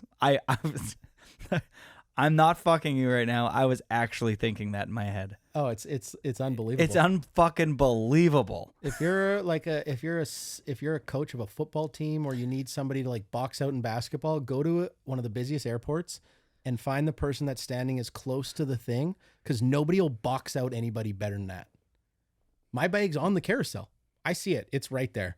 I'm not going to be able to get there because homeboy or homegirl or home person is standing right there, and they are just putting on a clinic of how to box out. What about people who get up immediately when the plane lands and they're in the back and there isn't like a everybody who's flying with 246 to Hawaii, please stand up because you're going to be late for your. It's just like, you're in row 34A, bro. Chill out. And then they start shoulder checking you on the way out. This isn't my question, but sorry. Is that your biggest pet peeve? I feel like you'd have way bigger ones than that. No, that's my biggest pet peeve is anything and everything at the airport. That is just like when people forget how to be humans. I don't even know if it's people. What I've realized is it's just people in general, typically in a large setting, let you down. When there's too many people, you realize that there's some people who never learn basic manners. Like, where did you come from? Like, y'all gonna be this rude to this? Like, Are you a confrontational person? Let's say 34C gets up, you're 33A. I'm not confrontational vocally, but I am Are you with a body passive language. aggressive body person? Not passive aggressive. I just like let people know that like I'm gonna get up next, and the old lady that's 2 rows in front of me who can't reach her bag, that's behind you. You don't. I'm gonna say, "Excuse me, sir. Can you sit down? I'm gonna grab this lady's bag, and I'm gonna help people while they're leaving the plane." Because do you know how many old people are on the plane? I would say at least 20%. And a lot of them are going to be women, at least half of that. So 10% of the plane is old women who could use a hand with their luggage, or at least that's the manners I learned. And I'm helping them with their luggage. Quick math. I like it. Yep. Quick math. Yep. Quick math. Yep. And I'm helping all those people because I think of that. If that's my mom or my grandma, I'm like, I'm going to grab that person's luggage. Like, and you in the back, you got to wait. It's not my fault you ate a bunch of spicy Doritos and got to go to the washroom. Like, wait. I don't know where that came from. Next question. Next question. Who is the GOAT? I'm not going to answer it. I hate this question. I can't do it. Who's your favorite snowboarder? Who pops into your head the most? I mean, besides you? Fuck off. I'm only imagining my snowboarding irritates somebody like Craig. You must have watched me ride down the park and you're like, get out of here. Got to stop. No, you really do have incredible style. I hate this question because if you're still listening and you listen to this entire thing, my God, you are a saint, and thank you for your patience. I said at the top, there's no comparing snowboarding. This is my favorite part of snowboarding is you can't compare it to somebody else's snowboarding. It's completely different. Watching Jody in Tango Echo November do a butter 270, like the board slide 270 off in Seeking Nirvana, like that pillow, I've seen it a million times. And watching that clip, I'm like, that's unbelievable. And then I was in New Zealand and I watched Ming Su do like a back, or I watched Taiga do like a back 19. He actually did 4 19s. I'm like, that's incredible. How could I compare those two things? They're completely different. That's why there's no greatest of all time. But like that, the greatest of all time to you is the lane somebody pushed into and resonates with you the most. Like you're like, I appreciate what you're doing on your board more than anybody else. I couldn't pick a single person. How? Who's your greatest of all time? Nicholas Mueller. Why is he greater than Travis Rice? Because I like his style more. Okay, then what about Gigi Ruff? I like his style more. What about Coco Romp? I like Nicholas Mueller's style the most out of anybody, and I like the way he's approached riding in the mountains more than anybody. Okay. For sure. So I'm just like dead stop, backcountry, Nicholas Mueller. Rails is a bit tougher because there's never been that individual that just seems to be better than everybody to me. Like, I haven't had that yet. You know, I definitely have a group of like... You're still waiting for your Frodo. I'm waiting for my Nicholas Mueller of streets to come out. I mean, Tommy Gesme's pretty close. His last part that he just filmed with the 686 movie is incredible. If he has a couple more parts, he's up there. But then he's up there with like, you know, Jed and like Keegan and all my other favorites. And then I'm like... Do you think that you're so jaded now that your goat couldn't change? Because when you watch no, it those... can change. It can change? Oh, yeah, Really? totally. I mean, like, I think if... I feel like if Mikkel Bang films maybe 4 or more years of like A-grade footage, he might move into that category. Because it has been like... Seeing him ride live at Natural Selection, and then I've always been such a big fan of Mikkel since I was a kid. And seeing that, to me, every year, I like his snowboarding more and more. His outfit, his kits evolve, the way he turns, the way he snowboards. It's just like every year I'm drawn into it more. And I find myself being like, I want to ride more like that individual. And there's a couple other people, like if Gabe Ferg films 15 more video parts, it'd probably be Gabe Ferg, because I love Gabe's approach to the backcountry. Like, I mean, Red Gerard, like Ben Ferg, like there's a whole slew of those riders that if they film... Like, Nicholas Mueller's had, like, 20 video parts. And they're all, like, opener-ender quality video parts. So it's, like, pretty hard to compare. Travis Rice was a great pick. Gigi, John Jay. Those are, like, the... And then you could put, like, Craig Kelly and Terrier and a couple other people even in that category. And then there's nobody else, really. But the question I asked you is, though, when Nicholas Mueller was at his prime and doing this kind of stuff, there's budget and there's heli budget and there's all this kind of stuff. Like... And he took advantage, and he filmed the best shit ever. Yeah, so like, let's say some of the names that you just mentioned right now don't have access. The shit out of luck. It's the time. It's just not going to happen for them then. It's not Nicholas's fault that he capitalized on the cameras being out. He just did. No, I'm not. Yeah, I'm not saying that. It's more just like the greatest of all time is... That's a wild question. I don't understand how people answer that truthfully. I understand your approach. But at the same time, it's just like most people, I would say, have their favorite of all time. For sure. And the GOAT works better in a sports setting like hockey, because then it's like there's not a lot of arguing. There is, though, you know, and a lot of people will argue like Michael Jordan versus like Wayne Gretzky. You know, they were both really good in the NBA. Stay in the same sport. I was just kidding. I just wanted to see how mad you would get. hey, let's stay in the same sport. Yeah, there, try to bud. keep in the same sport. But this is the question too: is you look at LeBron James or you look at Michael Jordan? Like, who's the greatest of all time? I mean, to me, someone who doesn't watch basketball, I would imagine people would say Michael Jordan, but I could imagine that maybe people's argument is LeBron James. Did he put up more points? Is that what they were? Yeah, well then maybe if you're a sports fan, it should be numbers based. But then they start incorporating the style and what he did for the game and what he would have done for like assists and what he would have done for his whole team, which is kind of where I think like sports at large kind of lost a little bit of their soul. Is what they didn't realize is that there's fourth liners on the bench when you make the playoffs that are the make or break people when they're in between the second and the third in the locker room. And like I've heard a lot of like on different NHL podcasts. I've only listened to a couple, but I heard this one guy talking about like people in the locker room being the difference maker in like make or break games. Mm-hmm. And a lot of those happen to be like the older figures who might not be the best at playing, but they know what to say in the locker room to uplift the whole team when they're on like a make or break game. So like, so they're worth nothing now because they didn't have any points that season, but they made you get into the, you know, the quarterfinals or whatever like that because of some, you know. But that's shit. what I'm saying. That's what I'm saying about snowboarding. This is why This is why I quit hockey at a young age to snowboard, and this is why I love snowboarding so much. We're branching into topics I don't know anything about, Craig. This is a I don't. snowboard podcast. That's why I brought it back to snowboarding. That's why we always come back home. We're like a good dog. That's the whole point of snowboarding. There's nobody's better or worse than anybody. Obviously, like objectively, you can watch somebody ride down a hill and be like, oh, that's more impressive to me than that. But there's no better or worse. It's cool. That's why we debate it. That's why it's so fun. You can have an opinion on it. There's no right or wrong. It's all gray. Everything turns gray. Jeremy Jones part. Cue. All right, Craig. Thanks for coming on.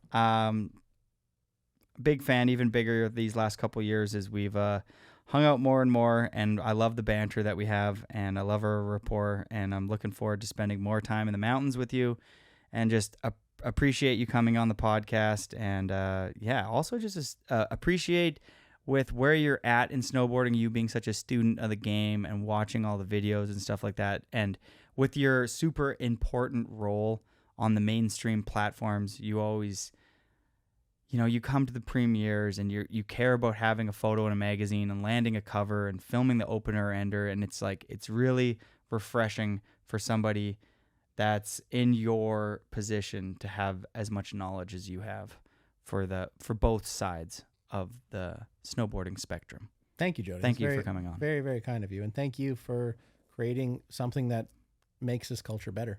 The Airtime podcast, I'm very excited every single time an episode comes out. I drive a lot. I listen to this podcast all the time, and I appreciate it. It makes snowboarding a better place. Thank you. Kudos to you. Any closing remarks? Thank you to Jenny McConnell. Thank you to Lenny, my dog. Thank you to Jody. Thank you to Chell. Thank you to Paloma. Thank you to everybody that has listened thus far. Thank you. That was a journey. That was a journey. We'll see you next time on Airtime Podcast. Peace. That was wicked. That was a fucking blast. That got fun at the end. I was like, fuck, should we just go eat and then just get a bottle and just keep going? Dude, I was thinking the exact same. I was like, don't want it to end. Don't want it to end. I was like, wow. But do you know what I was thinking? Like,